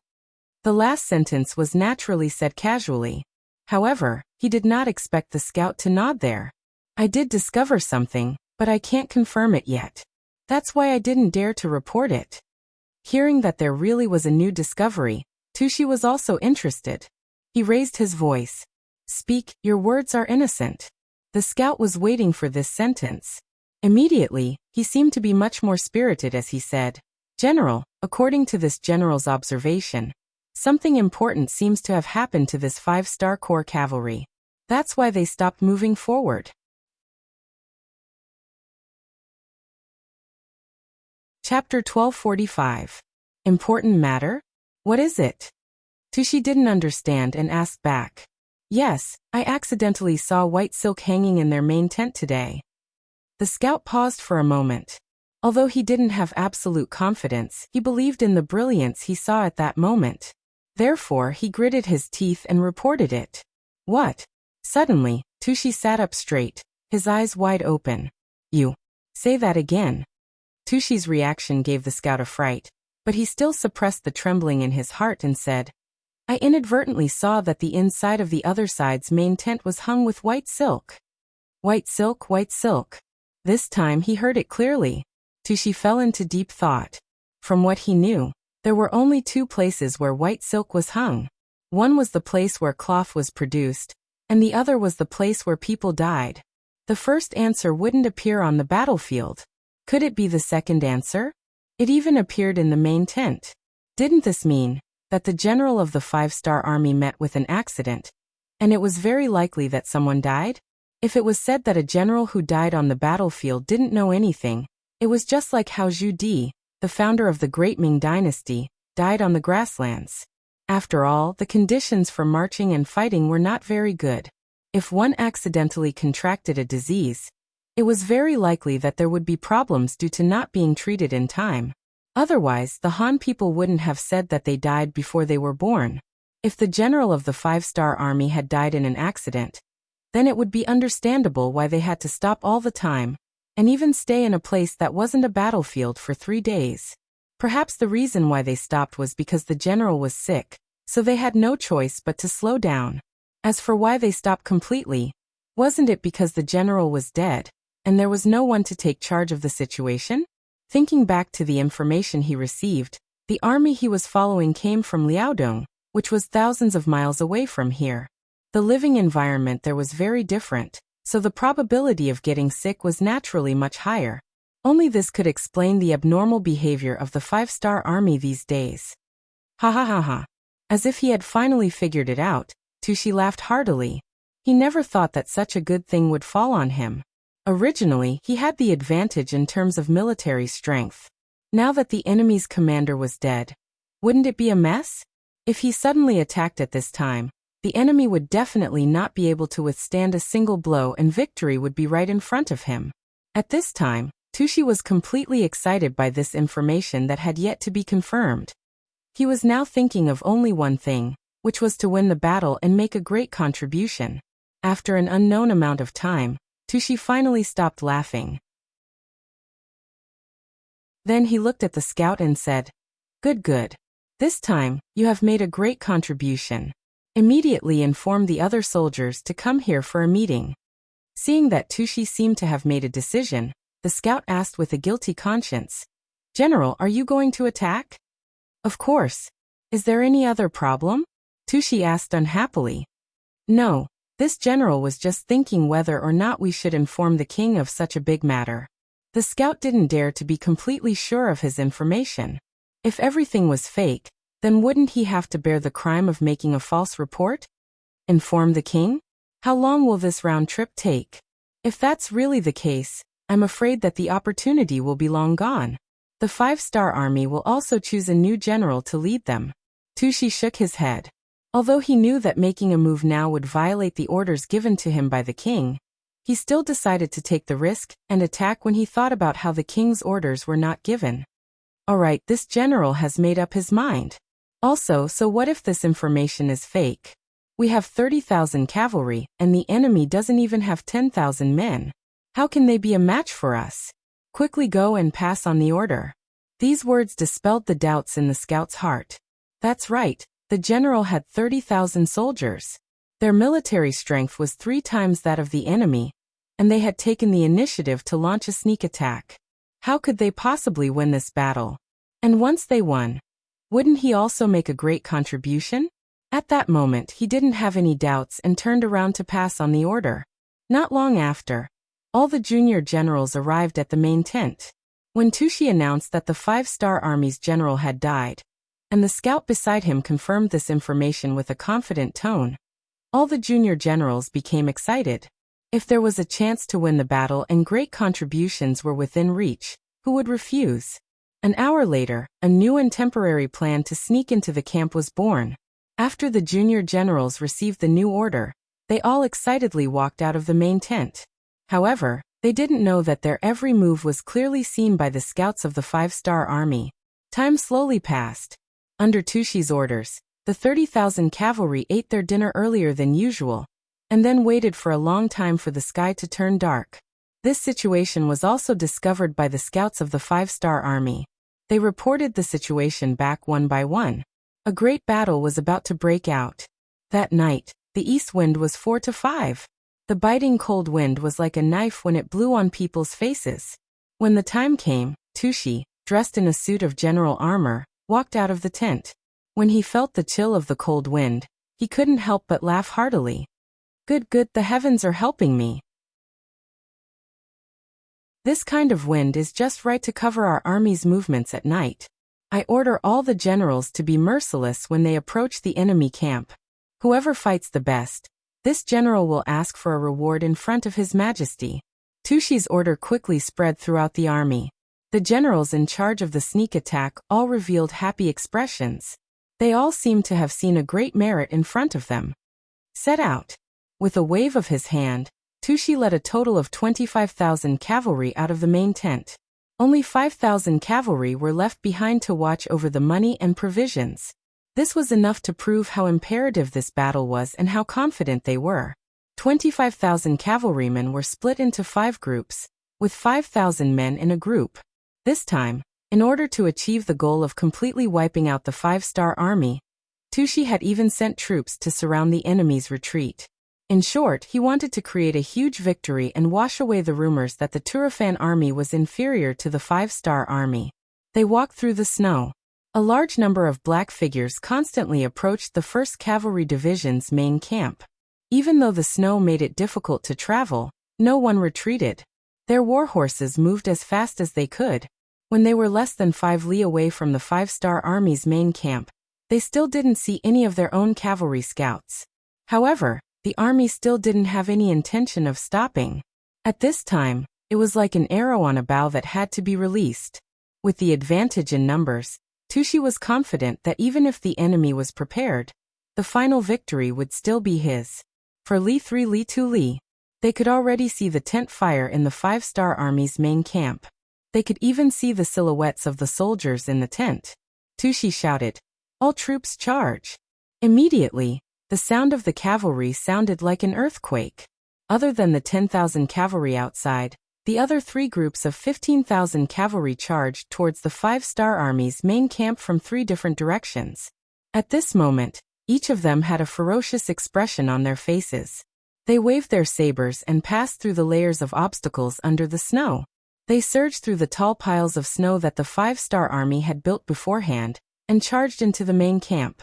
When they were 100 meters away, a wave of cavalry archers shot out arrows. Immediately, some of the soldiers on the platform were hit by the arrows. They didn't have any intention of resisting. The Turpan cavalry successfully entered the 5-star army's main camp. What's going on? There wasn't a trace of resistance. It also wasn't as chaotic as he imagined when the 5-star army was ambushed at night. General Tushi had a bad feeling. Everything was going too smoothly. It was so smooth that it made him feel that this wasn't an enemy camp, but a dead camp. Kill. The Turpan Kiliarchs who wanted to gain merit all shouted as they charged towards the nearest 5-star army's main camp. When they opened the tent with murderous looks on their faces, all they saw was an empty military camp. Of course, not all barracks were empty. For example, some barracks had some rice dummies made of grass standing there, although they were very crude. For some reason, they gave off a feeling that they were laughing at themselves for being fooled. Not good, we fell into a trap. Some of the Kiliarchs who reacted quickly realized that something was wrong and immediately retreated out of the tent. However, it was too late to leave now. Arrows covered the sky and fell like rain, landing in the middle of the Turpan cavalry who were about to retreat. Some of the arrows landed on the tents, causing a huge fire to burn. The fire borrowed the strength of the wind and instantly turned the entire camp into a sea of fire. The Turpan cavalry who were filled with killing intent a moment ago were like ants on a hot pan. They were instantly thrown into chaos. Shouts, howls, and even cries filled the air. At this moment, killing was the main theme, and blood was the melody. In the darkness of the night, countless 5-star soldiers appeared from all directions with bows and arrows in their hands. In just 2 shots, who knew how many Turban cavalry were killed or injured, causing the enemy to fall into chaos and lose their direction of battle. Steady, steady, head to the east. There are 2 regiments of 10,000 cavalry there. Meet up with them. Knowing that he had been fooled, the Tushi general's face turned ugly, especially when he saw that many of his men had been killed in such a short period of time. He hated those bows and arrows even more. These despicable Han people are playing with fire. Immediately break out of the encirclement, regroup with the main force, and counterattack. Tushi roared angrily, but at this moment, why didn't he think about himself? Was his sneak attack really honorable? In comparison, he was just more despicable.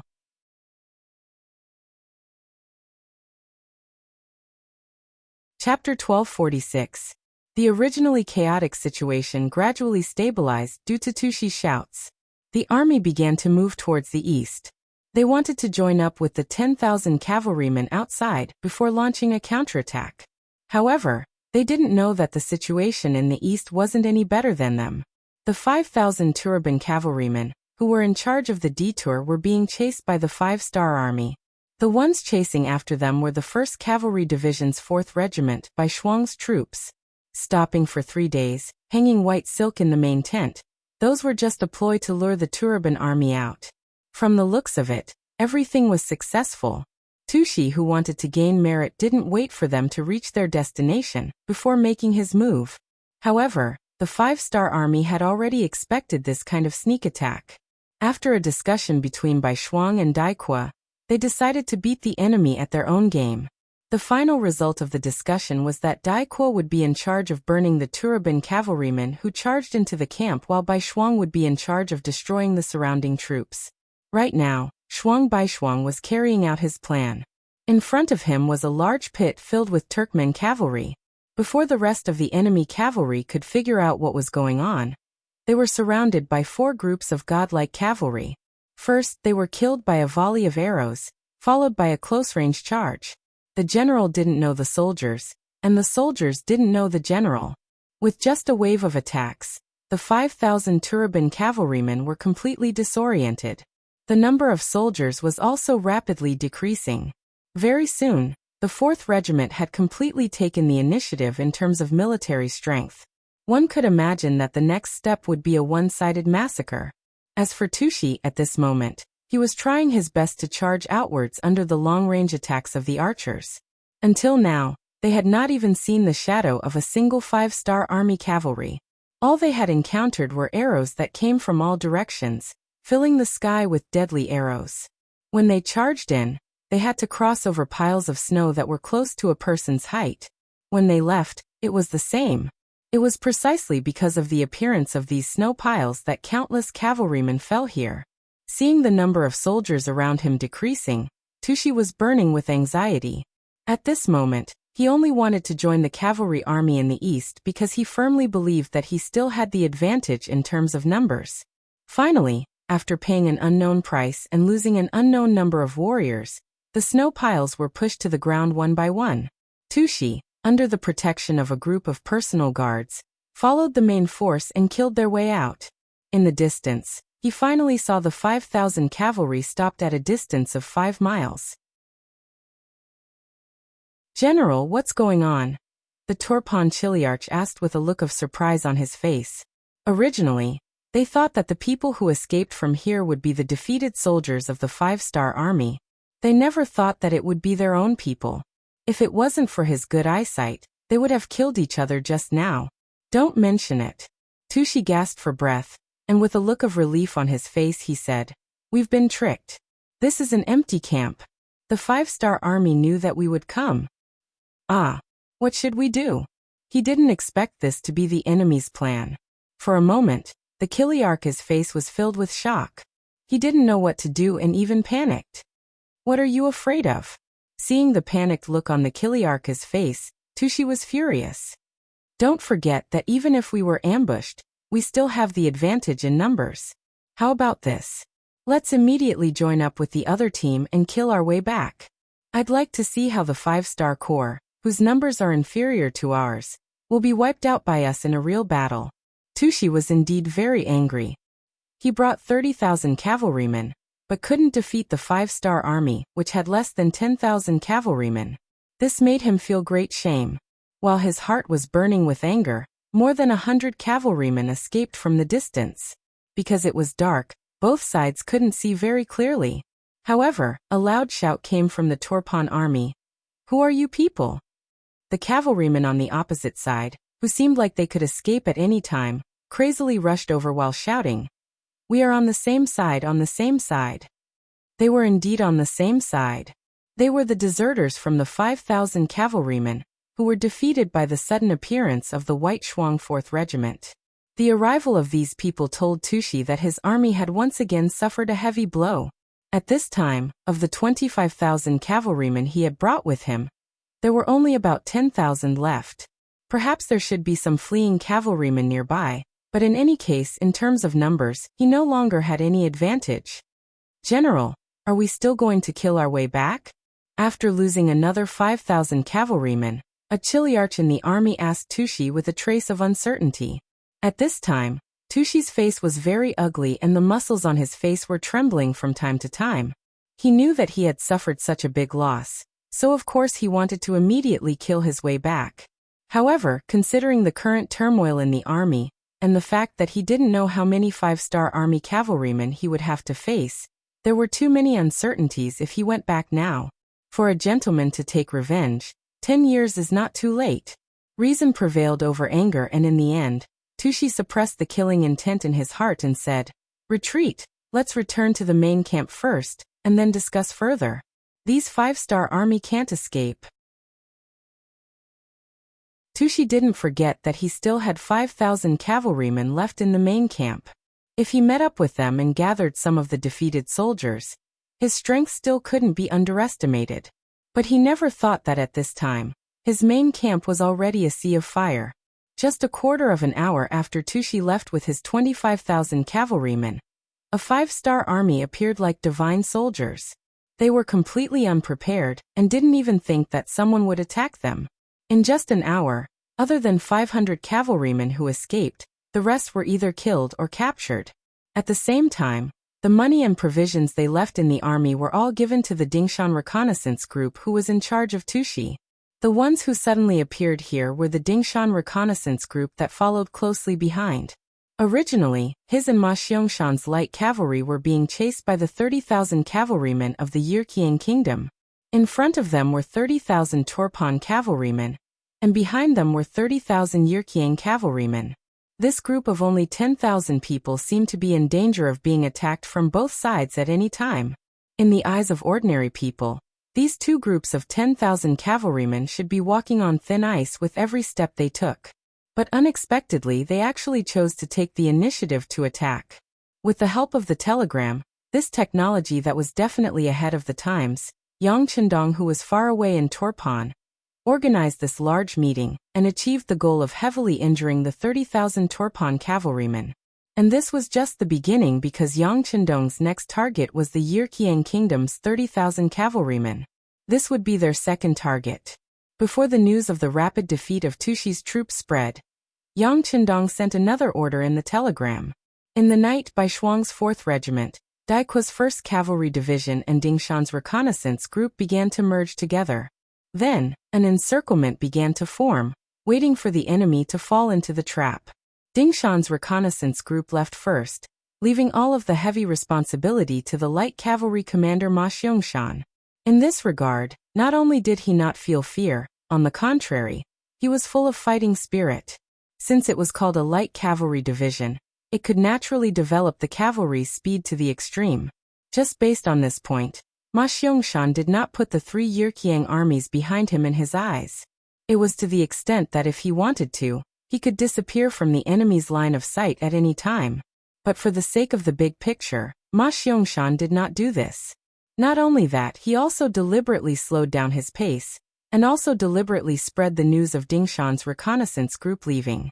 Just like Tushi, Yirqiang's Alefu also received the order to closely follow the 5-star army in front of him, waiting for them to arrive at the Ala mountain pass to launch a large-scale battle. It was precisely because of this order that although the 5-star army in front of him was not fast, Alefu was not in a hurry. Wasn't the enemy advancing towards the target set by his side? Since this was the case, it was enough. In Alefu's eyes, the 10,000 5-star army cavalry in front of him were already turtles in a jar. He only needed to wait for a while, and when they arrived at the designated location, it would be time to destroy them. Just as Alefu brought the 30,000 cavalry and maintained a certain distance behind the 10,000 5-star army cavalry, a piece of news suddenly reached his ears. The target he was closely following had changed from 10,000 to 5,000, and there were still 5,000 who were missing. Where did they go? Did they escape, or do they have other missions?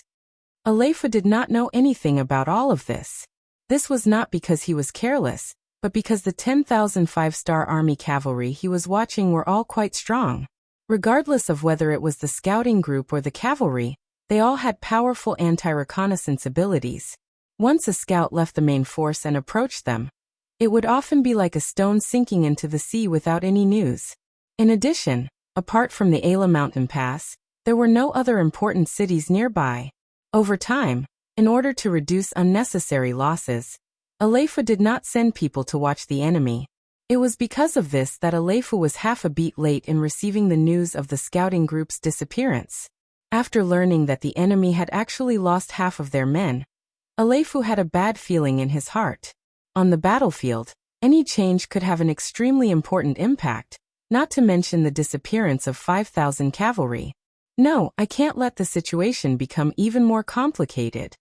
Alefu was afraid that the change in front of him would affect the overall situation, so he decided to abandon his previous plan and take action in advance.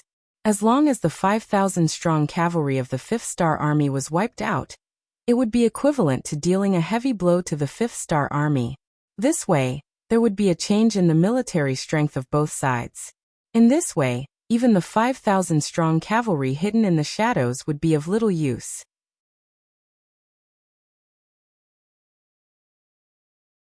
Chapter 1247. Order all the captains and madams to speed up the march and catch up to the 5-star army cavalry in front. Surround them and destroy them. Alefu also made the decision to change the plan. On this point he made the same choice as General Tushi, and it was this method that caused him to fall into eternal damnation. With their superior military strength, if they followed the plan, it would be very difficult for the 5-star army to seriously injure them and defeat them on the battlefield. Even if the 5-star army cavalry was stronger, the lack of numbers was always a problem. On the other hand, once the cavalry of the 5-star army moved, they would reveal countless openings, and there would be the possibility of them being caught and attacked head-on. The 30,000 Yirkiang cavalry had long been annoyed. Following the enemy all the way, it was obvious that they were stronger and could not attack. It was like a hungry person with delicious food in front of them that they could not eat. That kind of feeling was really unpleasant. Now it was good. They could finally attack. Each one of them vented out the fire that had been suppressed along the way. For a moment, the 10 battalions, with each battalion having 3,000 people, began to chase the new light cavalry 20 miles ahead as if they were in a race. Alefu did not stop the battalions from chasing instead of fighting together. On the contrary, he was happy to see all of this. In his view, this was the strongest morale of the army. The Kiliarchs under him wanted to perform meritorious deeds. As the main general, he had no reason to stop them. If 30,000 cavalry walked together, it would not be easy to eat them. But if the army was divided into 10, it was completely different. They were destined to regret splitting their military strength. 20 miles ahead of the light cavalry regiment, when the Yirkiang cavalry behind them began a fierce chase, Ma Xiangshan, as the regiment commander, quickly received the news. However, he wasn't in a hurry. Instead, he said to the battalion commanders below, "Wait a moment. We'll retreat when they get closer. Otherwise, I'm really worried that they won't be able to catch up to us if we leave now." Ha. The 12 battalion commanders under him all had a face full of laughter. This was also because they had full confidence in their speed. If they did not have enough speed, they would not be called a light cavalry regiment. 15 li, 10 li, 8 li, 5 li. Soon, When the distance between the two sides was less than 5 miles, the light cavalry regiment moved. They seemed to have just discovered their pursuers, and began to flee towards the Ala mountain pass. When Aleifu heard the movement of the 5,000 five-star army's cavalry, he looked up at the sky and saw that the sun had risen to its highest point. He chuckled and said, "It's noon now. If there are no accidents, the 5-star army will collide with the Turpan Kingdom's Tushi general by nightfall. We have 60,000 people in total, while the other side only has 5,000. Aya, it's really not enough to kill." "Haha, you're right, General. It's just that we still have to speed up. We can't give the credit to the Turpan army." A Madame Qian chimed in with a laugh, voicing her concerns. Of course, he couldn't give the benefits to Tushi. How about this? Give the order to speed up and strive for the greatest credit. Also, I don't want these 5,000 five-star army's cavalry to see the sun rise tomorrow. Since they were fleeing towards the Ala mountain pass, Aleifu had nothing to worry about. The entire way was filled with the cavalry of the 5-star army. He really could not think of any dangers. If there was a possibility, it would be that their contributions might be snatched away by others. Aleifu was extremely confident. However, if he knew that the Tushi general's army of 30,000 had suffered heavy losses and was currently fleeing like stray dogs, he would not be so confident. Instead, he would immediately order the army to gather and assume a defensive stance. The battle that had happened a few hours ago did not have a powerful means of communication like the radio. Aleifu walked step by step towards the trap set by Yang Chendong. The pursuit began. On one side, there were 5,000 light cavalry soldiers with the 5-star flag. On the other side, there were 10 battalions of Yirkiang cavalry with 3,000 people in each battalion. They stepped through the snow and galloped north of the Heavenly Mountain, on the road to the Ala mountain pass. Under Ma Xiangshan's intentional control, the pursuers behind them maintained a distance of about 5 li, neither more nor less. This was a distance that filled people with hope, but at the same time, it was also a distance that filled people with despair. As the two sides continued to run, the sun set from the sky and the sky gradually darkened. However, this did not stop the pursuers behind them from stopping. This was because they knew that if they continued to run forward, they would run into the 30,000 Turkmen cavalry. If they were too far away, the credit of taking down the 5-star army's cavalry would not be theirs. Of course, they did not know that the Yirkiang cavalry thought that they would meet up with the Turkmen cavalry, but in reality, what awaited them was a well-designed trap. The battle that had defeated the 30,000 Turkmen cavalry last night had already ended at daybreak. At this moment, the 10,000 5-star army cavalry that had rested for an entire day were waiting for their prey to enter the trap. "They're here, they're here." There were already scouts running over to report to Daikua, Bai Shuang, and Ding Shan. "Prepare to attack." When the 3 commanders received the news, their eyes couldn't help but light up. This was the light of excitement before a big battle, filled with confidence. Ma Xiangshan was still running ahead, but if one looked closer, they would discover that their formation was not the slightest bit messed up. From this, it could be seen that their current speed was not their limit. "It's about time. Inform everyone to prepare for a counterattack at any time." Seeing that the sky had completely darkened, Ma Xiangshan's mouth revealed a smile. According to the plan, the time for the counterattack was about to arrive.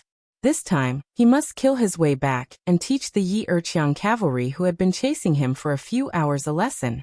The 30,000 Yirkiang cavalry were completely unaware of all this as they continued to pursue. Some of them were extremely anxious, worried that the Yirkiang cavalry would snatch the credit. If that happened, their half a day of pursuit would be meaningless. In order to snatch the credit, some of them did not even hesitate to overdraft the speed of their war horses to get as close to their target as possible. They've stopped. Unknowingly, a scout's shout came from the front. This shout caused the pursuing Yirkiang cavalry to tremble. They believed that the 5-star army cavalry must have seen the Turpan cavalry camp and stopped. If that was the case, they were afraid that there was no door to heaven and no road to hell. "Haha, warriors, follow me and attack." In a very short period of time, the pursuing Yirkiang cavalry gave the order to attack with all their might. One by one, the war horses rushed forward at their fastest speed, afraid that they would not be able to do anything and would not be able to get any credit. Come on, the faster you charge, the weaker your war horses will be when you run later. Haha. At this time, Ma Xiangshan had already ordered the troops to stop and get into formation. The soldiers were all armed with bows and crossbows, ready to counterattack at any time. For Li 3 Li 1 Li. Finally, the distance between the two sides was less than 200 meters. When they could see each other's figures under the moonlight, the battle was completely ignited at this moment. Xiao xiao xiao. Xiao xiao xiao. Countless arrows were shot out from Ma Xiangshan's light cavalry unit. Under the dense rain of arrows, the Yirqiang cavalry fell to the ground one after another. The closest cavalry unit of 3,000 men was heavily injured. Regarding this, the other cavalry units acted as if they did not see this. They could not wait for someone else to attract the firepower of the 5-star army cavalry. This way, they would be able to charge forward more smoothly. Then, it would be time for them to charge forward and beat the master to death with their fists. Xiao xiao xiao. Xiao xiao xiao. The arrows were still flying. The difference was that not only were the Yirqiang cavalry in front attacked by the arrows, but the cavalry that wanted to circle around from the sides were also attacked by the arrows. For a moment, the Yirqiang cavalry were killed or injured by the arrows. What's going on? There are only 5,000 of them. How can they have such a powerful archery ability? The Yirqiang soldiers who were leading the charge at the front all had puzzled expressions on their faces. When they realized that their own cavalry unit was also attacked by the arrows and the casualties were not low, they were all at a loss as if they had been struck by lightning. This doubt had only just arisen when someone quickly gave them an answer. All of a sudden, countless torches lit up and deafening battle cries rang out from all directions. The Far East Army's 1st Cavalry Division, 1st Cavalry Division's 4th Cavalry Regiment, and the new Army's Reconnaissance Regiment that had been lying in ambush finally appeared. They launched a multi-pronged attack straight at the Yirqiang tribe's cavalry that was charging at the front. The many torches seemed to light up the sky at this moment, and also shattered the fighting spirit of the Yirqiang cavalry in an instant. They did not understand why so many enemies suddenly appeared here. Where did they come from? Divine soldiers and generals? Shouldn't this be the Turpan army's encampment? Why can't I see them? Where did they go? Too many questions filled their minds, to the point that many of the Yirqiang cavalry could not make the right judgment and order in the first place. They could only watch as the 5-star army cavalry rushed out of nowhere and scattered their troops, then slaughtered them one by one.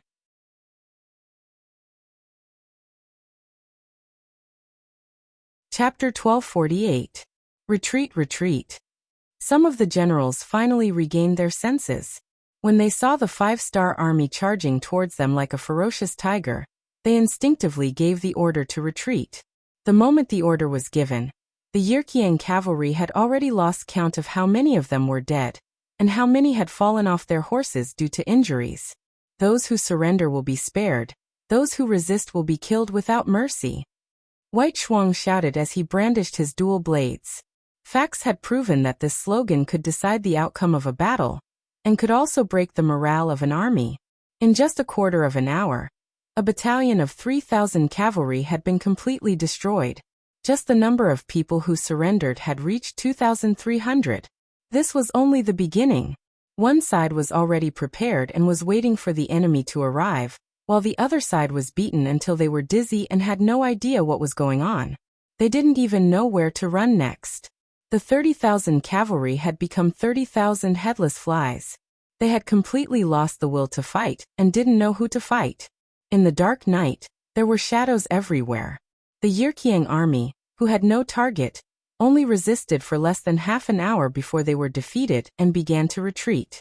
But even if they wanted to escape, they couldn't speed up. Who asked them to keep urging their horses forward? They had exhausted the potential of their horses. If they wanted to escape now, they would have to see if their comrades were willing to cooperate with them. Retreat, retreat. Aleifu, who was at the back of the army, was quite lucky. Perhaps because he was already a general leading 30,000 troops, he didn't rush to the front when there was no need for his subordinates to snatch the credit. His position was equivalent to saving his life. It allowed him to be the first to retreat when he saw that the situation wasn't good. Aleifu, who didn't even have the heart to resist, led the 3 battalions on the left, middle, and right, a total of 9,000 cavalry, and flew backwards. At this moment, he didn't know how many people there were in the 5-star army and which division they belonged to. He only knew one thing to do, and that was to retreat and escape. The main general had fled, and the other battalions were only able to put up some resistance. For hours later, when the sky began to brighten, the battle was over. The only people left on the battlefield were the soldiers of the 5-star army, who were holding bloody sabers in their hands. This night, they had killed to their heart's content. Just a preliminary count showed that they had killed more than 3,000 cavalry and captured more than 17,000. In other words, this battle had completely destroyed Aleifu's main force. He had only managed to escape with 10,000 cavalry. On the other hand, the 5-star army only had less than 1,000 casualties. Most of them were injured. The number of people who had died in battle was less than 300. It was another great victory. Bai Shuang, Dai Qua Dingshan, and Ma Xiangshan didn't look tired. Very good. We've completed the initial mission given by the 6th young master. Next, we'll have to take advantage of the victory to pursue the enemy. Commander Ding, thank you for your hard work. The one who spoke was Bai Shuang. At the end of his words, he looked at Ding Shan. Ding Shan's expression was very unsightly, because he would have to withdraw from the battlefield. After all, after 2 battles, the number of cavalry captives alone exceeded 20,000. These people had to be sent away. Otherwise, they would become a burden and trouble for the following battles. Of course, this wasn't Bai Shuang's idea. Otherwise, Ding Shan could have refused. But this was Yang Chendong's will, the will of a king. No one in the Yang faction or the 5-star army dared to go against it. Ding Shan didn't say anything. Although he would definitely obey Yang Chendong's orders, it didn't mean he was willing to do so. Until White Shuang came up to him and patted him on the shoulder. Commander Ding Shan, you still have a chance. If you can quickly escort these captives to Hoboksari, you might have a chance to participate in the Battle of Ala Mountain Pass. Ding Shan, who originally thought that he had no hope, heard this and his eyes lit up. Yes, haha. Thank you for your reminder. I know what to do. Ha ha ha. Men, gather the captives and confiscate their weapons. If they resist, deal with them as enemies. With new hope in his heart, Ding Shan had a lot more motivation to do his work. Bai Shuang, Dai Qua, and Ma Xiangshan didn't look at the scouts anymore. What they needed to do now was to rest for the morning and head to Turpan in the afternoon. There was still a big battle waiting for them there. You too, we have to speed up. Aleph escaped. I'm afraid that the news here will spread soon. If that's the case, the new army will be in great danger. Bai Shuang took the opportunity while the soldiers were taking the time to rest. He took the initiative to find Dai Qua and Ma Xiangshan, the 2 military commanders, to discuss the next military plan. 100,000 Walla cavalry were riding through the thick snow. 50 li in front of them was their target, the new army of the 5-star army. You team up and I team up. Everyone was heading toward the Ala Mountain Pass. Before reaching their destination, no one thought that the war would break out early. The Walla general Bo Mu also didn't think that it would happen. Speaking of which, as the only survivor of Yeshin's 4 generals, Bo Mu had extremely high military command ability. He was a general who could both attack and defend. This was why every time Yeshen went out, he was always at ease, leaving the rear in Bo Muer's hands. In Yeshen's view, he didn't lack fierce generals on the battlefield. What he really lacked was a general who could defend his base and constantly change his command on the battlefield to make the most beneficial to his army. Without a doubt, Bo Muer was such a talent. It was precisely because he was a talent that Bo Muer was not as optimistic as the generals of the other countries. He had studied Yang Chendong. This was a person who planned before acting. He didn't act, but when he did act, he wanted to see the results. This kind of commander was not to be provoked. Everything he did had a strong purpose. Perhaps there were some things that one couldn't see the use of for the time being, but that didn't mean that what he did was useless. It only proved that one's vision was not there yet. After a period of time, everyone would realize that his seemingly useless move earlier had come in handy at this moment, hadn't it? With a sufficient understanding of Yang Chendong, Bomu was not as optimistic as the other generals. Since Yang Chendong was extremely talented in commanding an army, why would he make such a suicidal move? If this time, Yang Chendong knew that the 1st Cavalry Division was in danger, it wouldn't be surprising if he sent a large army, or even personally led the expedition. Only this method of sending out reinforcements made Bomu unable to figure out what he wanted to do. Bomu had also thought, if he were Yang Chendong, what would he do next? Would he counterattack on the way to the Ala mountain pass? It seemed very difficult to do this. After all, it looked like the 5-star army was sandwiching the 5-nation coalition army. But how could it not be that the 5-nation coalition army was sandwiching the 5-star army? On any battlefield, one side had 3 times the strength of the other side. This made Bomu see no hope or possibility of victory. Bomu had also wondered if the 5-star army would suddenly launch a 2-army sandwiching attack. But as soon as this thought appeared, it immediately disappeared. If they really did this, the 5-nation coalition army was not to be trifled with. Wouldn't they find out and send out troops? If that was the case, the 5-star army would not be able to gain any advantage in the end. It could be said that among these generals, Bomu was the only one who used his brain. It was only because he never thought that an army would suddenly enter the battlefield that he overlooked something. This was why he did not see Yang Chendong's tactics and strategic intentions. Bomu closed the open map in his hand again, and handed it to the person beside him. He let out a long sigh and then looked forward, seemingly deep in thought. Along the way, he had seen Bomu reveal this kind of thoughtful expression more than once. Of course, he knew what he was worried about.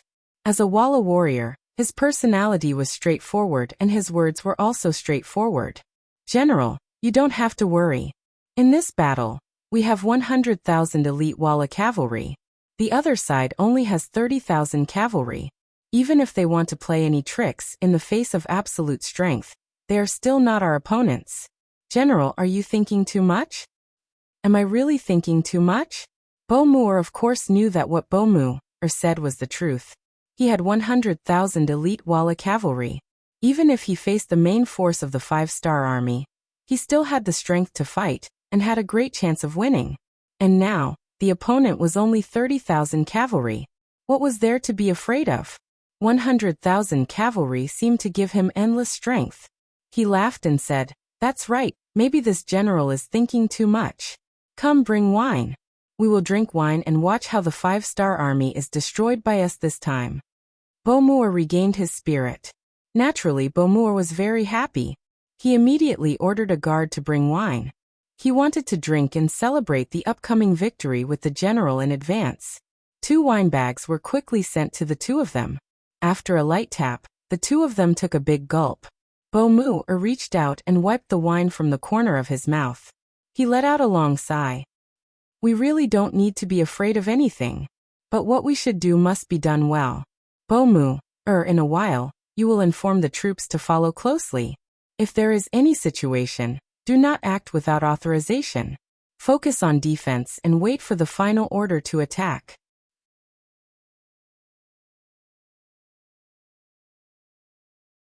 Chapter 1249. Yes, General. Pai Qian had followed Bomu for many years and had seen him save the army out of caution more than once. Therefore, he did not raise any objections this time. He also believed that the army of 100,000 needed to be disciplined. Only in this way could they remain calm in the face of change and not panic. It was said that soldiers followed the heart of the general. With such a cautious general leading the army, it had to be said that the 5-star army's counterattack would be a great obstacle. 50 li in front of the army led by Bomu, Suhi was also leading the new army cavalry towards the Ala mountain pass. Their speed was also not fast, only slightly faster than ordinary infantry. The new army had been conserving their strength under the leadership of Suhi. Many of the officers had already raised their suspicions about why they were moving so slowly. The order they had received was to go to the Ala mountain pass to rescue the 1st Cavalry Division that was heavily surrounded. That was the 1st Cavalry Division, which had always been regarded as the most powerful cavalry. Now that they needed their help, one could imagine how excited everyone was. Suhi was even more so. As someone who had once competed with Tian Hu for the position of commander of the 1st Cavalry Division, he had always regarded it as his responsibility to surpass the other party. Now that the opportunity had finally come, he was so excited that he did not even sleep well. However, with the appearance of the telegrams, Suhi's excited heart quickly cooled down. After learning about Yang Qindong's military plan, Suhi knew that the idea of rescuing the 1st Cavalry Division would not be possible. This made him feel a little disappointed, but when he looked back at the 100,000 Walla cavalry chasing behind him, he felt a little excited. If he could inflict serious damage to this army, it would be a great achievement. Now that he knew the entire plan, Suhi faced the doubts of his subordinates. He used the excuse that the 30,000 Yirkiang cavalry were in front of them, and that if they moved too fast, it was very likely that they would run into them. At that time, they would face the risk of being attacked from both sides. Not long after, the 4 division commanders appeared in front of Suhi, and he relayed the next step of the battle plan to them. When the 4 division commanders heard that their plan to save the 1st Cavalry Division was fake, and that their real goal was to get rid of the 100,000 Walla cavalry behind them, they were both excited and nervous. Although the new army prided themselves on their strength and dared to go head-to-head with the 1st Cavalry Division, they had to admit that the huge difference in numbers was an important factor that hindered them from completing their plan. But when they knew that they had to deal with 100,000 Walla cavalry this time, they had to admit that the huge difference in numbers was an important factor that hindered them from completing their plan. They had to admit that with such a huge gap, it would be very difficult for them to complete the mission. Only our new army, Kulu, the commander of the 1st Cavalry Division, asked the question that everyone wanted to ask. Suhi looked at Kulu with a gaze of praise. This person had matured very quickly, and his ability to see the big picture was also very effective. He was a good seedling, and he was able to ask the main point of the matter with a single sentence. In order to give everyone confidence, Suhi said, "Of course it's not only us. I can tell you that just last night and this morning, the 1st Cavalry Division's 4th Regiment, the Far Eastern Army's 1st Cavalry Division, and the New Army's Light Cavalry Regiment have already defeated 30,000 Turks and 30,000 Yirkiang cavalry. They are now rushing towards us, and as long as we meet up, it will be time for us to launch an all-out counterattack. At that time, the foreign race's 1st Army will appear from the rear of the Walla Army. When the disparity in numbers isn't too great, we will definitely be able to deal a heavy blow to the Walla Army and break the Allied Army's operation against our 5-star army." This was their trump card, and also the source of their confidence. If everything was as Suhi said, then they would have a total of 80,000 people. With a difference of 10,000 soldiers, they would be able to make up for this gap. Then there's no problem. When Kulu heard this, he nodded happily. He was most worried that they wouldn't have enough soldiers. If the disparity was too great, then this battle wouldn't be easy to fight. After all, the Walla cavalry wasn't to be trifled with. Before the 5-star army appeared, they were the strongest existence. Even the Tatar cavalry wasn't their opponent. The other 3 division commanders also nodded in agreement. Then their bodies emitted a rumbling battle intent. It could be seen that they were also very eager to fight and continue to make contributions. Okay, everyone knows the situation. Now you can all return to your divisions and give your orders to the officers below. Remember, don't let the cat out of the bag before we meet up with the army. There are a lot of tile scouts around us. Suhi was giving advice to the 4 division commanders, reminding them that they must keep the secret well. Unlike the other countries, the Walla cavalry's riding skills weren't inferior to the 5-star army's cavalry. In addition, Bomir was very careful. Not long after the army set off from Tufan City, there were already Walla scouts keeping an eye on them. Although Suhi had sent people to surround and kill them, there were always batches after batches of them died. Because the combat strength of both sides was similar, in the end, no one would end up well. In the end, Suhi could only let them watch him from the side. Anyway, before they met up with the army, he wouldn't do anything out of the ordinary. Being watched like this could lower Beaumuir's vigilance. After the 4 division commanders agreed, they all retreated and waited to meet up with Bai Shuang and the rest. 2 days later, the first to arrive wasn't the 5-star army's cavalry. Instead, it was Aleifa's 10,000 cavalry that escaped from the west. Previously, Suhi received a telegram from Commander Bai Shuang saying that Aleifu and the 10,000 Yirkian cavalry were likely to appear on the path of the new army. For this, Suhi also made some arrangements. For example, she sent the 2nd Cavalry Division to the front, and the 3rd Cavalry Division and the 4th Cavalry Division to the left and right. She also told them that once they encountered the defeated cavalry of Yi Erqiang, they did not need to talk. They could just kill them directly. But at the same time, he didn't want to meet them. After all, it was 10,000 cavalry. Without a suitable encirclement, it wouldn't be easy to defeat them. Naturally, Suhi was worried that once he fought with Aleifa's 10,000 cavalrymen, Beaumuir, who was behind him, would soon receive the news. If he couldn't destroy this enemy quickly, it was likely that the new Third Army would face the risk of being attacked from both sides. This was not what he wanted to see. But things might not develop as expected. It was just like how Suhi didn't expect to meet this enemy cavalry, but they still met in the end. When Suhi received the news from the scouts that there was a cavalry with Yi Erqiang's flag on the road ahead, she let out a sigh of relief and order the 2nd, 3rd, and 4th divisions to attack. We must defeat this enemy in the shortest time possible. At the same time, inform the 1st Cavalry Division to block the charge of the Walla cavalry, and buy us enough time to deal with the enemy. Next, it would be a competition to see who was faster. This would most likely determine the direction of the war. After Aleifa's defeat, he led 10,000 cavalry to the east. The reason why he didn't escape and continued to walk on the official road was so that he could join forces with the Walla cavalry to eliminate the new army of the 5-star army. First, there was Turpan's inaction, which led to the loss of the city. Then there was the sneak attack here, leaving only 10,000 men left. After 2 defeats, Aleifa knew that if he couldn't make a beautiful comeback, even if he escaped back to Yirqiang, he would face the risk of losing his position and being imprisoned. In order to be able to take the blame for his crimes, Aleifu had no choice but to walk on the official road and fight with his back to the river. After 2 defeats, Aleifu learned his lesson this time. He first sent out a large number of scouts to scout ahead. At the same time, he also sent a group of elite scouts to take a detour. Their mission was to meet General Beaumuir of the Wara and tell him what happened to them. Then they would form a pincer attack on the new army. After sending out the scouts, Aleifu ordered the army to be ready for a defensive battle at any time. He only had 10,000 cavalry, so he wouldn't charge at the Xian San army that had 30,000 cavalry. He only needed to stand guard here and wait for the Walla cavalry to rush up. Then he could launch a pincer attack.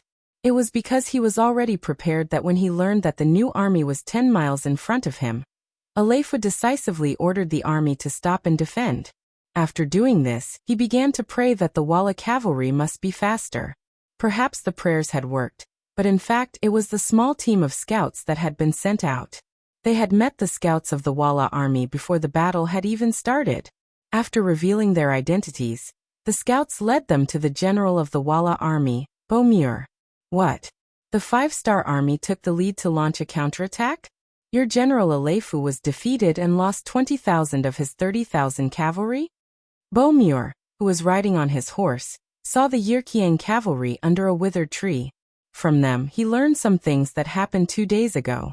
It's not that he didn't consider this possibility, but after thinking about it, he didn't think that the 5-star army would try to break a stone with an egg. After all, the disparity in strength was obvious. It's just that he forgot a very important point. That was, not every army of the 5-star army had the strength of the Walla cavalry.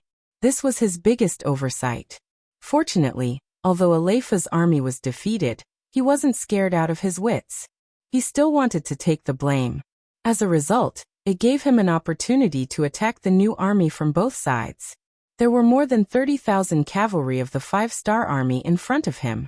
If he could completely eliminate them, it would be a heavy blow to the 5-star army and Bugnam of Gojoseon. When he thought of this result, Beaumuir's face was full of excitement. Where is Biki'in?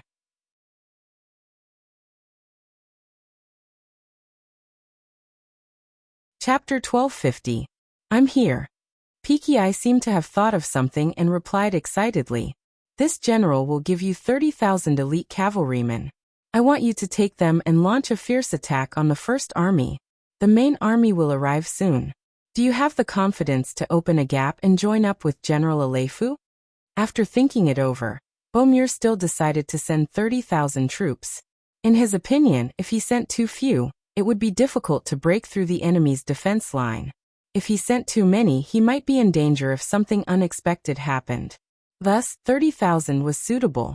Finally, he could lead his troops to fight the five-star army. Peaky was naturally excited and replied happily. Please rest assured, General.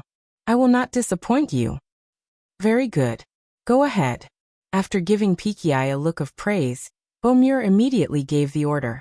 Other than the 5,000 cavalrymen who were at the back, the rest of the cavalrymen were ready to attack at any time to support Peaky and take down the new army. Yi Erqiang's 10,000 cavalrymen were already in formation under General Aleifu's lead. Strong bows were held in their hands, and they were 5 miles away. Aleifu, who was in heavy armor, looked forward with a slightly anxious gaze. He didn't know if the scouts he sent to inform the Walla army had completed their mission. If not, he didn't have much confidence in holding on for long with his 10,000 cavalrymen. Unknowingly, the sky had turned gloomy once again. Snowflakes drifted down. Aleifu reached out his right hand to catch a snowflake as a look of surprise flashed across his eyes. It's snowing heavily. Then the snow filled the sky and filled the space in a very short time. For a moment, even the line of sight was blocked.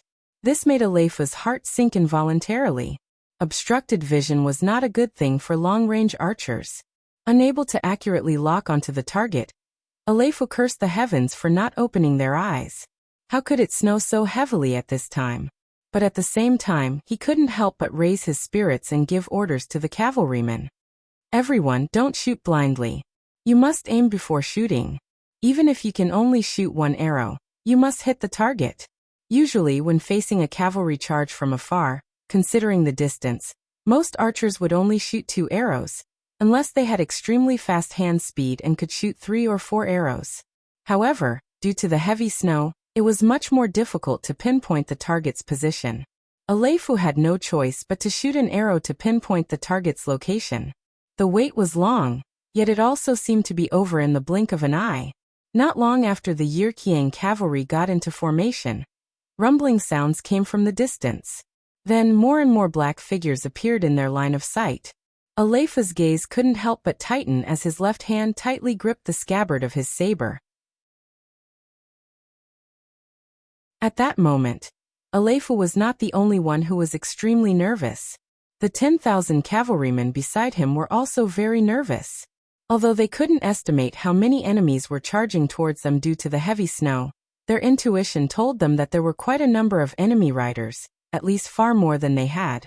Prepare to fire. Some of the Kiliarchs and generals standing in the middle of the army shouted, causing the already tense atmosphere to become even more tense. Kill. The cavalry of the new army approached from afar. The commander of the 2nd Cavalry Division, Bai Kai, held a sharp saber in his hand as he constantly shouted.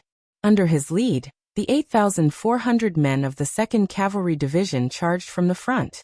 Almost at the same time, the commander of the 3rd Cavalry Division, Lei Chuandang, also gave the order to charge. On the right, the commander of the 4th Cavalry Division, Changbo, didn't want to fall behind and led the entire division forward. More than 20,000 cavalrymen, more than twice the number of the Yirqiang cavalry. Their momentum soared and their morale was high. Don't be afraid. Sensing this monstrous battle intent, Aleifu used his own shout to stabilize the army.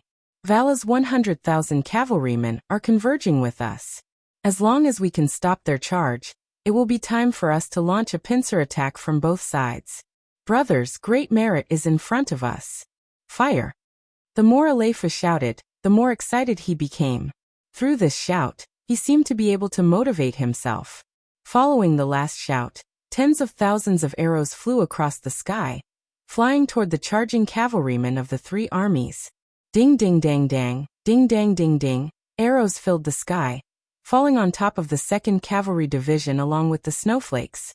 What followed was a wave of saber swinging and all sorts of clashing sounds. Under the almost indiscriminate attack, there would always be 5-star army cavalrymen falling from their horses. Under such a wide range of arrows, blocking and dodging became very limited. Fortunately, the new army under the leadership of Suhi paid a lot of attention to archery training. When they saw the sky-covering arrows flying towards them, most of the cavalrymen leaped to the sides of their horses, minimizing the losses.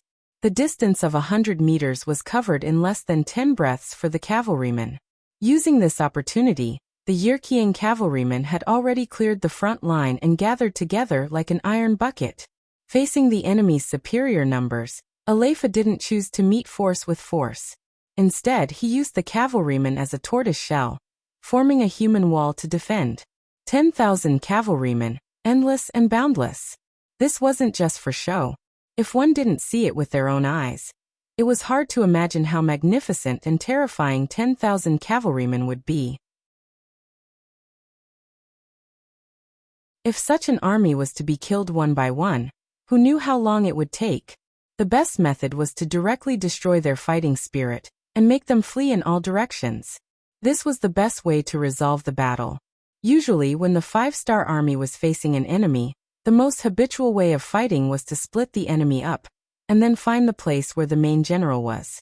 After that, they would launch the fiercest attack, either killing the enemy general or scaring the enemy general away. Whichever one of them was chosen, they would win. But now, Aleifa was holed up in the human wall, making it impossible for the 3 cavalry divisions to find him in a short period of time. This also achieved the effect of capturing the leader first. Aleifa's strategy was very brilliant. He first protected his own safety, so that the army wouldn't fall into chaos. Then, he used the Walla cavalry as an excuse to build up the confidence of everyone. With a cohesive heart and hope, such an army would not be easily defeated. At the very least, it wouldn't be resolved in a short time. In the blink of an eye, an hour had passed, and the 3 cavalry divisions had only managed to wipe out 2,000 or so cavalrymen on the outer perimeter. This rate of attrition made the 3 cavalry division commanders extremely anxious, but there was nothing they could do. Continue to charge. Stop using arrows and arrows. Use bows and arrows to attack and close the distance. Try to open an opening as soon as possible. 2nd Cavalry Division Commander Bai Kai thought that at this time, 1st Cavalry Division Commander Kalu was about to face the Walla cavalry's charge. He immediately felt a huge pressure on his body. In fact, Commander Kalu had already seen the 30,000 cavalrymen led by Tai Chiyin. Moreover, both sides were already fighting.